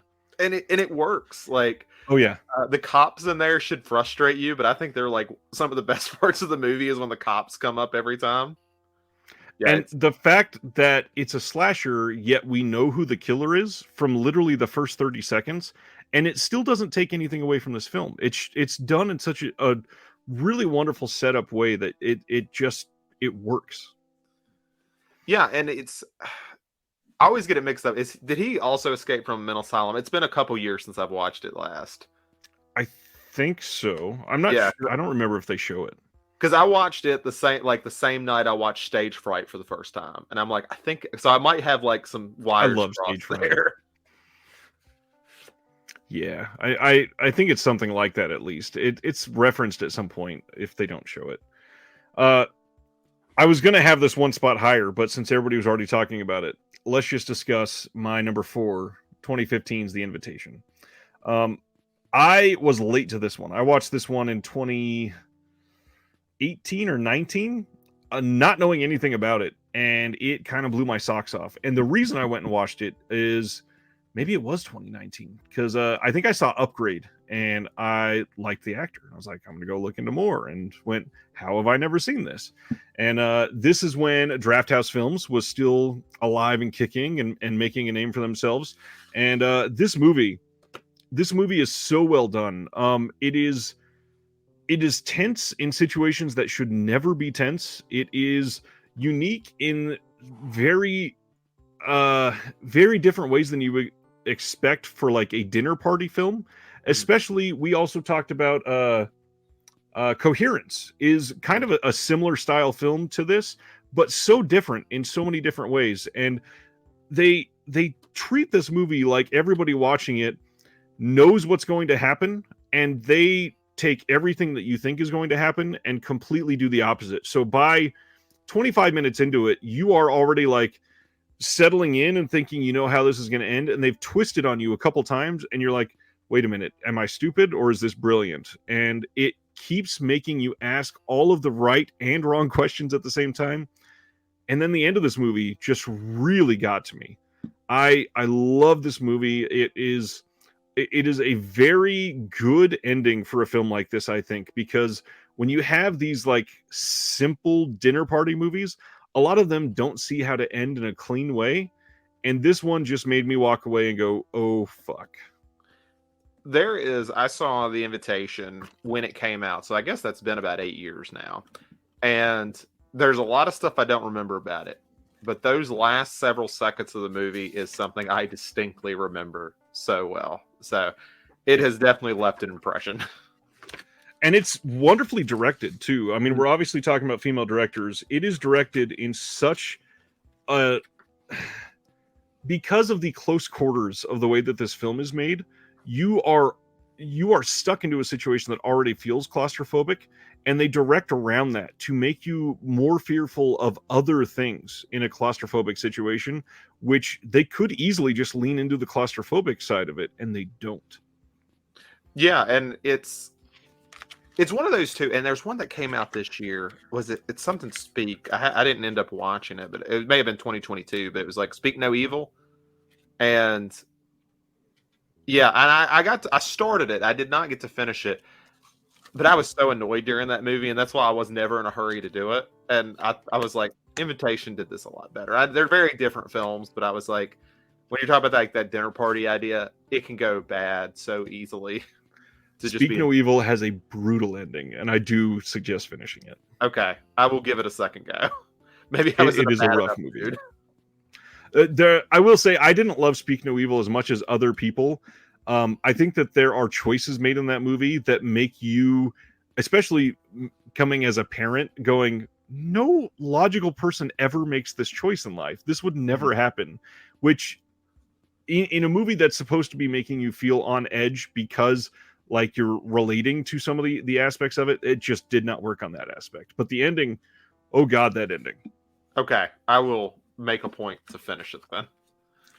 Knowing the kind of films you and I like, you will like the ending. Okay, and then that gives me enough incentive to go back.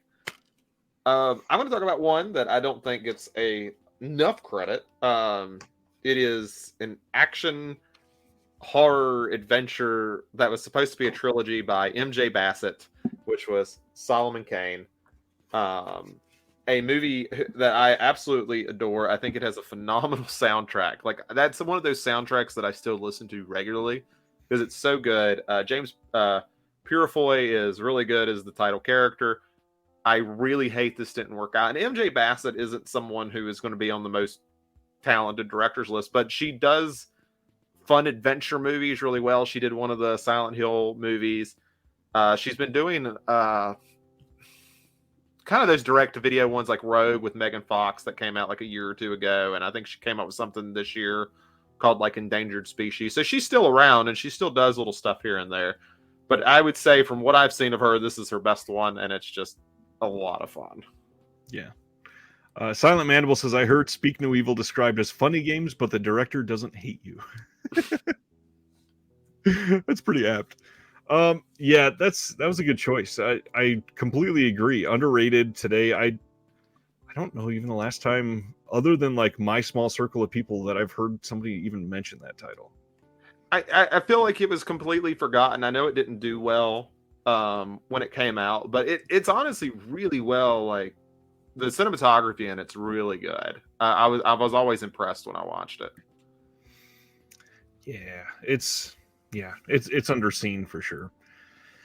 Okay, so my next one, I feel like this is going to be a divisive pick, because if you like this, you really like this, and if you didn't like it, you pretty much hated it. But because of when I was born and what I grew up reading, I really loved this. So my third pick doesn't have a physical media release because it's a Netflix pick, and that is the Lee Janiak directed trilogy of Fear Street, 1994, 1978, and 1666 from Netflix. Okay. First off, what do you think of this trilogy? I enjoyed it. I don't know if I would go back and rewatch it, but I did like it. Any of the parts stick out to you as like major highlights compared to the other two? I think if I'm going to pick one that was my favorite, it was definitely 78. Thank you. Yeah, I think it's the best one, and I think 1666 is pretty decent, but I actually really like the 94 one. I think a lot of people were down on that one, but I grew up with 90s slashers, so I was like, this feels the most true to form. Like, yeah. I was like, this feels like a 90s postmodern slasher film. And what felt good to me is it felt like a 90s slasher, but treated with more like respect for the kids in that age, because a lot of 90s slashers were very neutered, and Fear Street, like everybody saw that it was an R.L. Stine Fear Street trilogy, and they were ready for this to be like an easy PG-13, and they start off immediately like laying on, just like I talked about earlier, laying on the cuss words. There's lots of blood. They don't shy away from a lot of things in that film, and they are all pretty damn well made and directed. I think Sadie Sink in the second one kind of steals the show, and that's, to me, that's why the second one rings true for me, because obviously she's big in Stranger Things, but I think that she really sort of rooted that second one in this believable emotional aspect. And I would agree with your first sentiment on people that didn't like the first one, but when I saw the other two following that first one, it made me like the first one more, because you get to know more of the story. Yeah, and I think that was kind of the tough spot with 94, was it had so much to set up. Like, it couldn't just be the 90s homage. It had to be the 90s homage, and we still got two more movies to set up. Yep. Had to lay groundwork for the lore.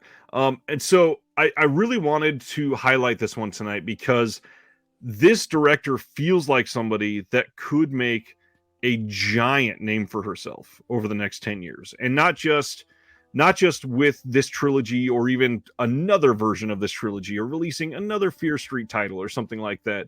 This is the kind of person that I could see going on and doing big things similar to like The Babadook was for Jennifer Kent, and make that big of an impact.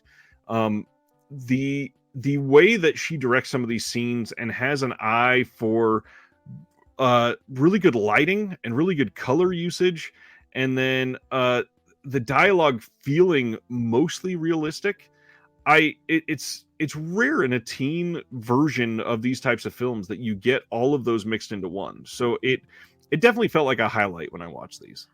Yeah, and I mean, I think it's a good time too, because if she is interested in slashers, I think we're kind of in at least small slasher renaissance over the last few years.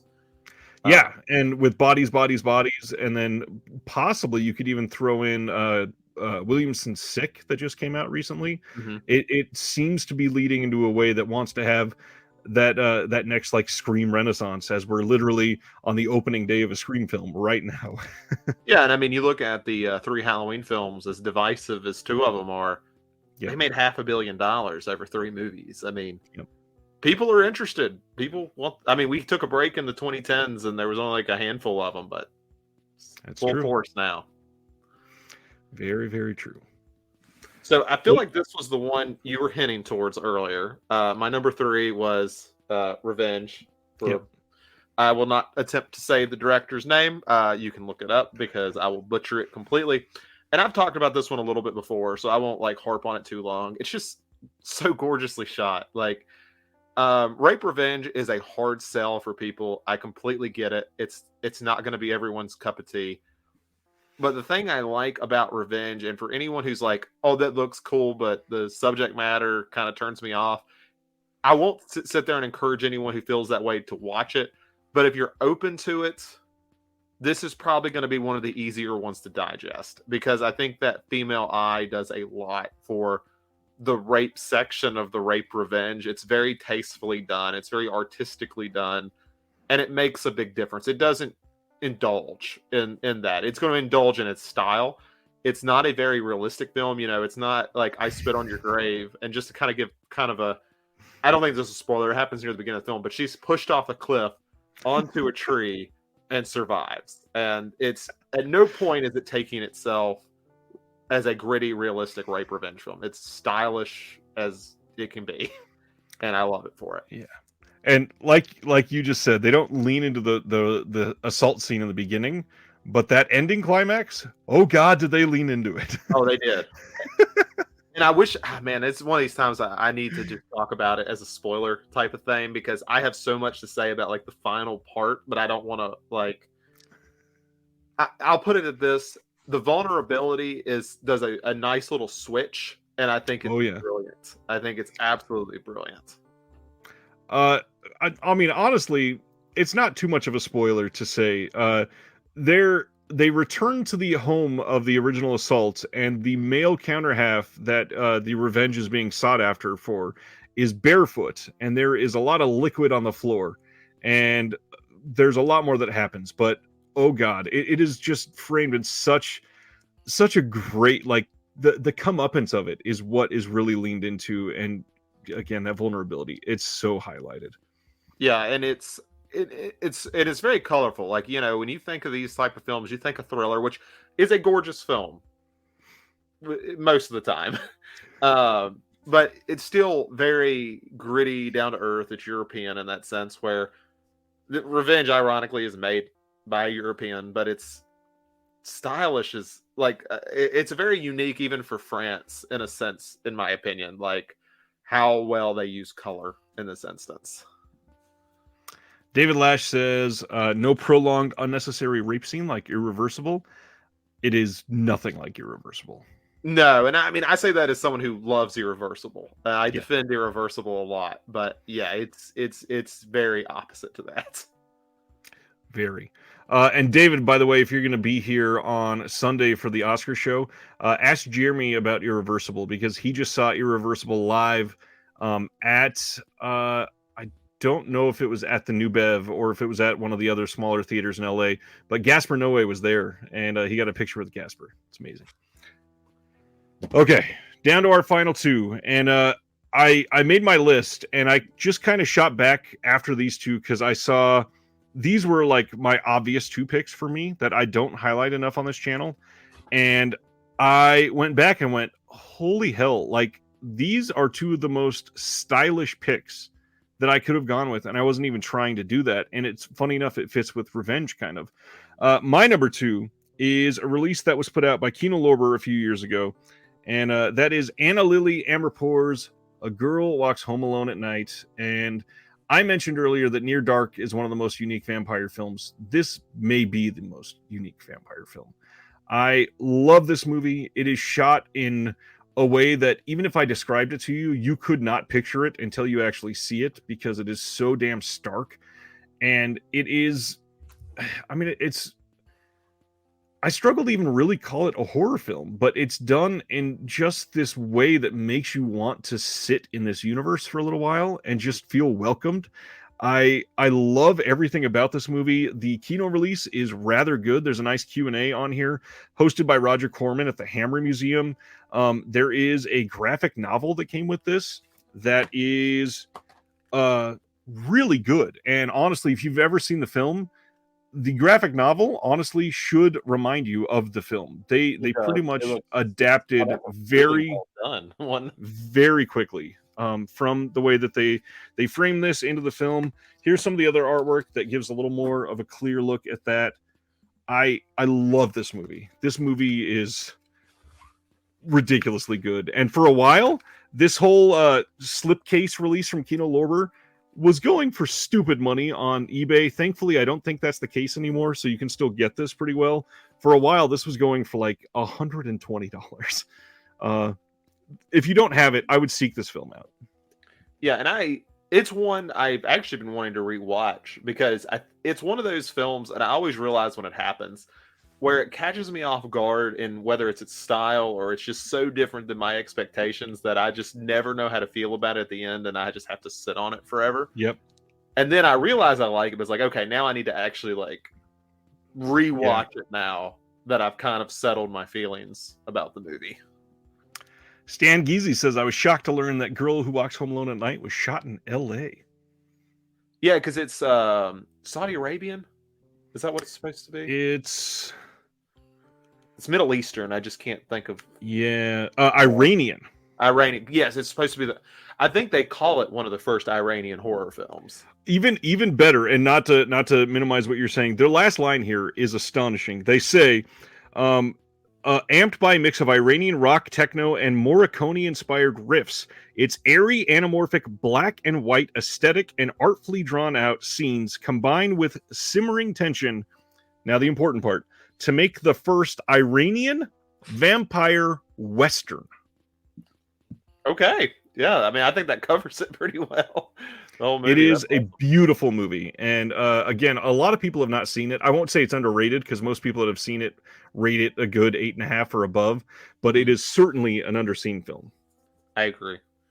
I will go into one you actually mentioned earlier, and that's why I didn't say a whole lot on it because I knew I was going to, which is Ravenous. Nice. One of my favorites. We actually we'll have an episode where my picks come up. We'll be talking about Ravenous and Brimstone, two westerns with Guy Pearce in it. I adore Ravenous to pieces, and it's one of those ones that I actually didn't like that much the first time I watched it, but every time I've watched it since, I have just fell more in love with it. It catches you off guard because I think of the tone. Like, you're like, oh, it's a Wendigo film, so it's going to be this creature feature, really dark horror film, and it's not at all that. Like, why'd you tell the people what genre you classify this as? Horror comedy in a lot of ways. I think it's very much a comedy in a lot of ways. Right, but it's like a horror comedy, cannibal creature, like Western feature. Yeah, it's and it's a period piece. I don't know if I said that. Yeah, I mean, it combines so much, and one of the things I appreciate most about it is they did have a Native American representative while making the film, and to my knowledge, it is the most accurate Wendigo film to date. Yeah. Because it really dives into what like the story of the Wendigo is supposed to be, which is this almost like this fable of taking everything but giving nothing back, and it highlights that so perfectly. Great film. It's another one where it's hard to call it underrated, but I do wish more people had seen it because I think it's great and I love to talk about it. Yeah, and you and I have talked about it a few times already, which shows how much we both love it, but no one else hardly ever highlights it. And I'm totally forgetting, what year is this? Like 97, 98, something like that? 99, I think. Yeah, 1999. Jeez. See, and that might be one of the most problematic things about it, is 99 was literally, people know it as the best year of film ever, and maybe it was just overshadowed because everything else was great that year. Yeah, and it had a troubled production, but I mean, like the cast, I love the entire cast, but I think one thing that harms it at least in that time, is not having a big draw as a star. It's a bunch of fantastic character actors chewing scenery for an hour and a half in the late 90s. Yeah, so it's no big draw. Yeah, that's for sure. Silent Mandible had made a comment at the end there. Another Iranian horror film directed by a woman, Under the Shadow. Have you seen? Okay, so what do you think of Under the Shadow? I haven't seen it since it came out. I think Netflix got the distribution in the U.S. if I remember correctly. Really cool film. I remember it talked a lot about, like, it's, you know, in a very tasteful and interesting way, talked about women's struggles in the Middle East. And I think the way it designed the film is almost like this fantasy element to it was just really cool. Almost felt like a bedtime story, but a bit darker than that sort of idea.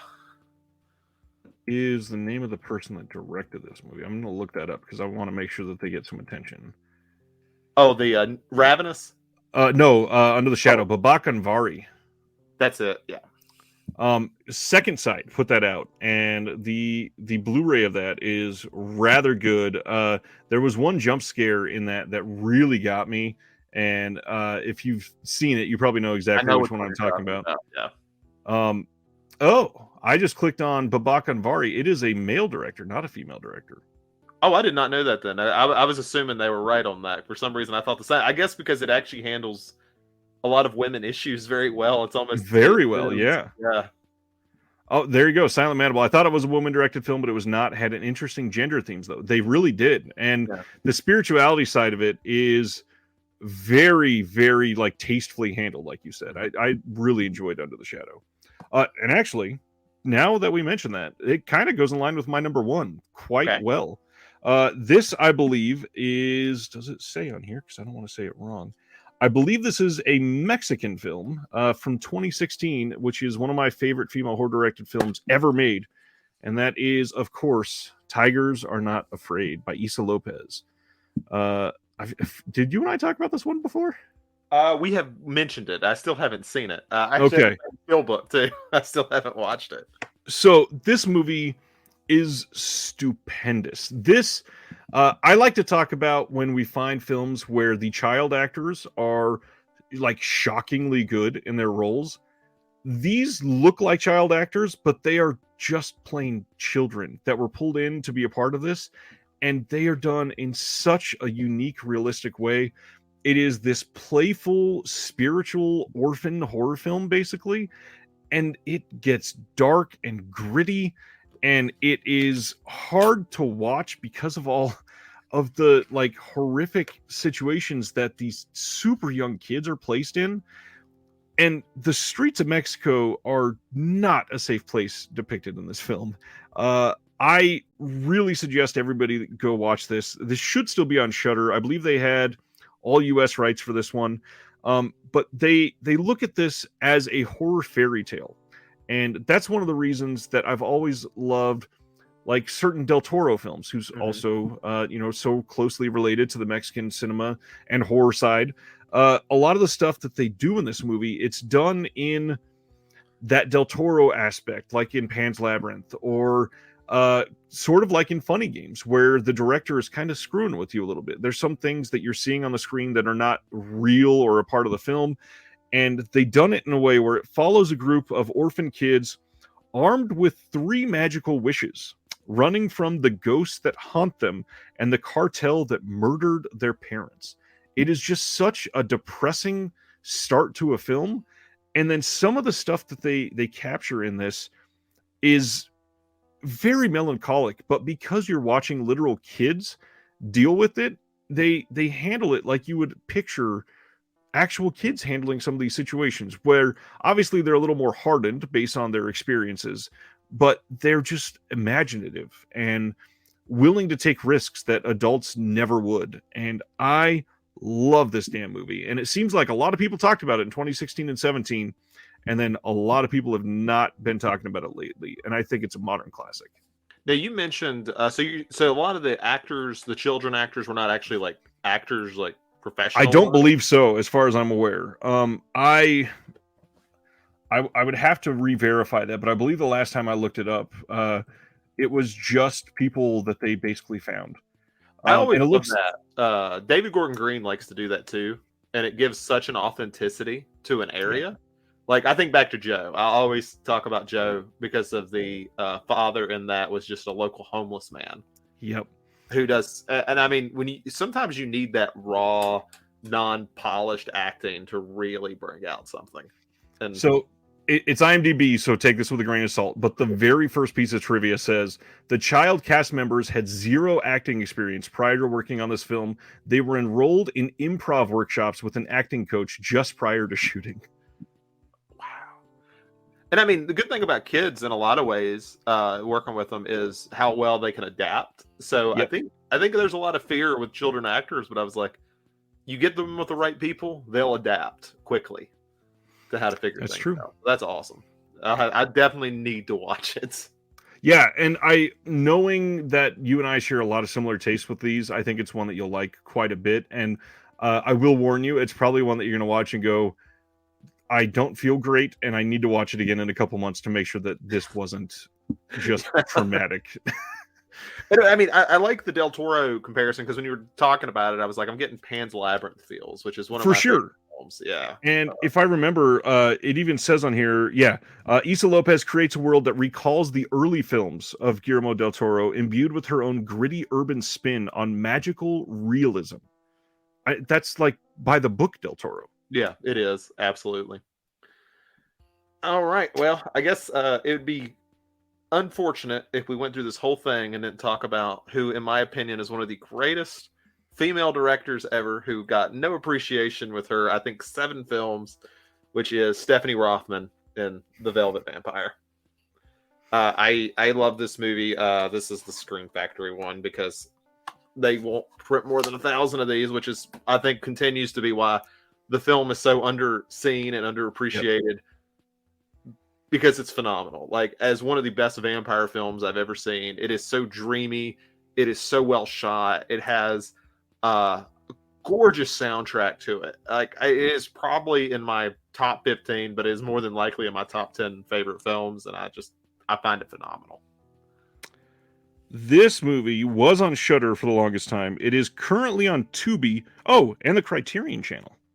Yes, it's going to be off this month on the Criterion Channel. It is still on Shudder at the moment. I had to scroll. I didn't realize. So you should be able to see this. This movie's amazing. This is like one of the definitive Gothic movies.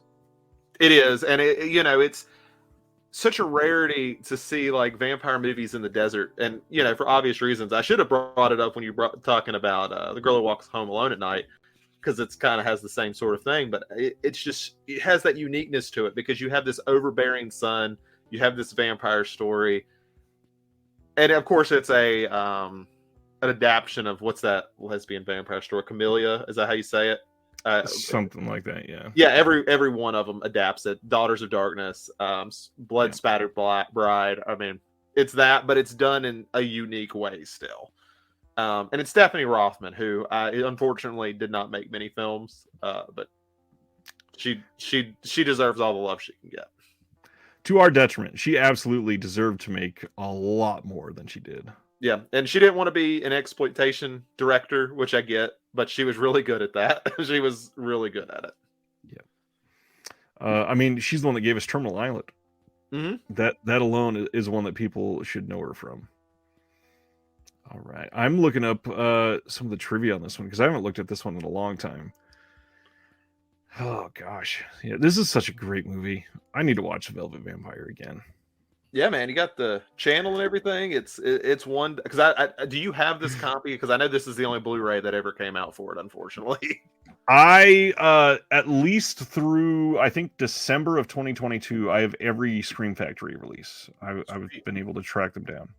Yeah, that's one. I don't know if it's a deal they just have with Corman with some, because I know a lot of these only get like 1,000 copies, and I just think it's ridiculous. It's annoying. And Velvet Vampire is, I think I've said it on here before, I think it's their best site exclusive, like objectively by far the best film that they put out as a site exclusive. And the fact that they've never released it outside of that is embarrassing for Shout Factory. Yeah, it really is, because I mean, it's one that's has like the people who've seen it love it, and Stephanie Rothman has talked about that's the thing she has to sign the most when people ask her is Velvet Yeah. Vampire. Celeste peeked up her head here and says Carmilla. Thank and you. Thank you. Resident lesbian vampire reporting. Pronunciation will never be my strong suit, so I don't, I'm not great at it either. Yeah, Velvet Vampire is amazing. I don't know if it's leaving Shudder soon, but if it's leaving Criterion and you have that, make sure you jump on there soon. It is a title that is not easily accessible.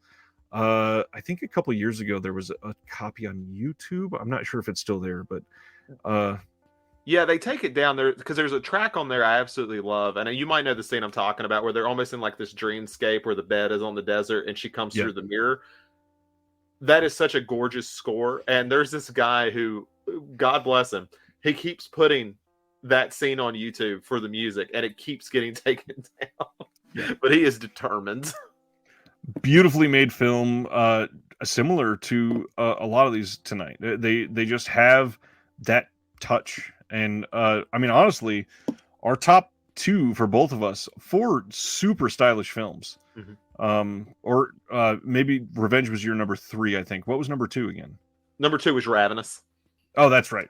Which, I mean, being a period piece, there's a lot of style with that one as well. But the last 5 that we talked about easily are just dripping with style. These are easily some of the most beautiful films that you and I have talked about on this ever.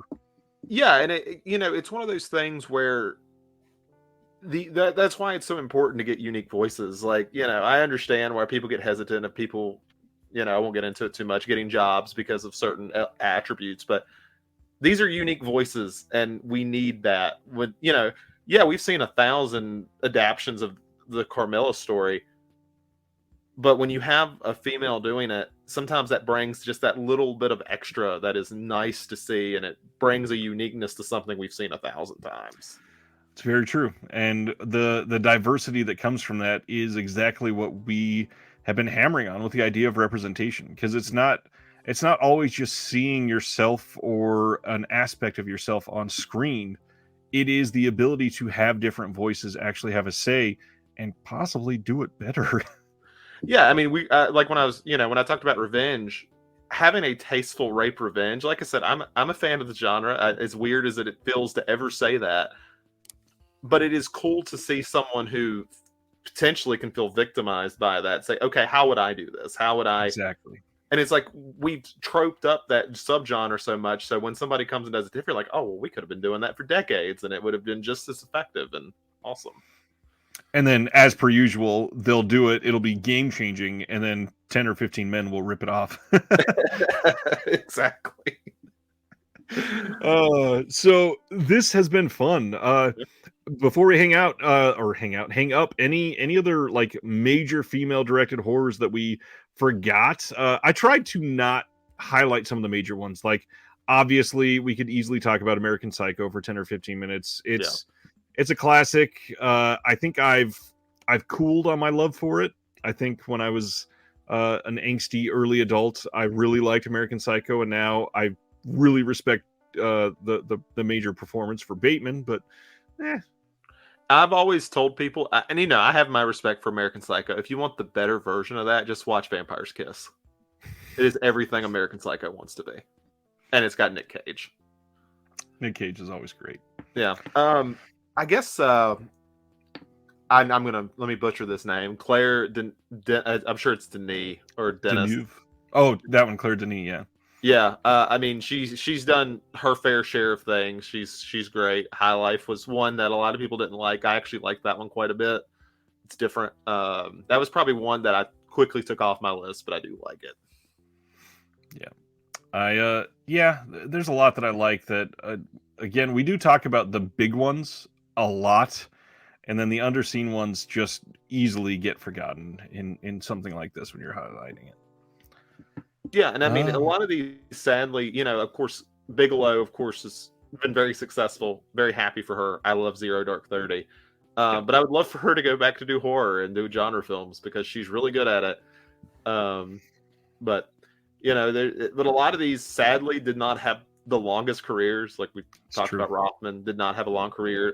Bird, who did Ravenous, was mostly a a TV director, and it's sad because they had good voices. I'll throw out another obvious one for me is the original Pet Sematary, Mary Lambert. Ah, yes, I forgot. Okay, I forgot who directed that. Actually, yeah, that's right. Obviously, there's some interesting gender questions in that film too, with one of the most terrifying characters in history, and then on top of that, she also did the sequel. She did Pet Sematary 2. Oh yeah, I forget because I hate that movie so much that I forget the same. Yeah, it's not a good movie. Did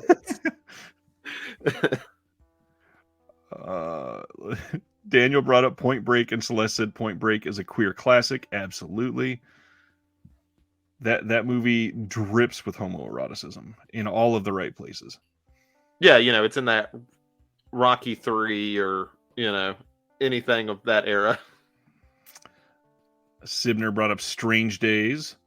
Yep, that's good. It's actually gotten more love. I think it finally ended up on streaming. A lot of these are not, like, I wouldn't call The Matrix even related to horror cult for sure. Oh, I'm not joking either, Celeste. Point Break it's not just aggressively gay. It is like, it's Top Gun. Like it's beyond aggressively gay. Yeah. Yeah. It's Top Gun. That is, I kind of want to start using that. This is the most homoerotic film ever. Oh yeah, it's Top Gun. Yeah, for sure. Yeah, definitely not films in general yet. And as we talk about that, there is multiple weeks left in this month. Obviously, we still have 3 weeks to come. And as Celeste has work to do tonight and is talking about Top Gun being very gay, I will say Celeste is our guest next Thursday. We're going to be talking about some fun stuff surrounding gender, of course. Dead Sea Live, you're just trying to poke the bear. He says, what does Zach think of Alien Resurrection? It's pretty bad. I don't have a whole lot. It's better. No, I won't even say it's better than the AVP films. It's the worst one in the Alien franchise. Yeah, it really is. And yeah, Will, I still don't know if Will was 100% playing around or serious last week when he was saying that he liked Resurrection. I mean, I respect it. I love when somebody comes up to me and I just have a movie where I'm like, everybody hates that movie. It is terrible. And they said, I like that movie. I'm like, please tell me more. What did I miss? Please. Celeste says Alien versus Predator 2 gets their vote. I think AVP 2 works if you can see it. Like, I saw it in theaters and I think that helped. So I actually knew what happened in the movie. So I actually like it all right. That's a good point. As usual, I do want to throw out thank you to the patrons and say that you guys are the ones that keep this channel running, as I always say. So thank you for everything that you've done to keep this going. Throw out again, reminder, Sunday is the Oscars. If you want to hang out and see our live reaction to it, I won't be streaming the show for you because obviously it'll get pulled down immediately. But myself and Jeremy Long, we will be discussing everything, live reactions all night. Hanging out for the entire thing. We'll probably go live a little bit before the Oscars go live. And then next Thursday, Celeste De La Craba. What was that? I can't speak tonight. Celeste De La Cabra, with one of the best names on YouTube, will be back with us next Thursday and discussing some more interesting things surrounding gender. And we won't just be stuck around horror next week, I promise. I feel like the last 2 weeks since we've talked about horror and cult stuff, it's been very genre focused. So we're going to go deep next Thursday. Yeah, I appreciate, Ryan, that you allow me for my limitations to be here. If we had to just do women-directed films, I'd be like, they're all going to be horror. So I would never do that to you. I'm not Adam, I promise. I almost feel like I should cut out that audio and send it to Chris and say, hide this in the next episode and make Adam listen to it. Yes, next week's going to be fun. There is some interesting stuff coming up. My next couple of interviews going up on the channel are kind of big ones for me. I hope people enjoy them. I'm not going to drop names yet, getting some things finalized, but they are very, very fun and people that have inspired me in this scene for sure. So keep an eye out on those. Zach, thanks for your time tonight. Thank you for having me. I got nothing else, everybody. Make sure you're out there and enjoying yourself and watching some movies and keep taking good care of yourself. I know there's a lot of people hit kind of hard with the economy right now. Make sure you're not overextending yourself just to keep up with other people or, falling into the trap of FOMO or anything. And if you can, get Deaf Crocodile's Kickstarter up to $30,000. Pied Piper, it's still up there. We got a little bit of time left on it, and I gotta be honest, I forgot all about it. I need to go support it. Oh, you've not done it yet? Have you not done Not it? yet. Oh, Nope. man. I was waiting for tax refund to come in, and now that it's here, I need to go do that. All right, everybody. Have a good night. We'll see you next Thursday.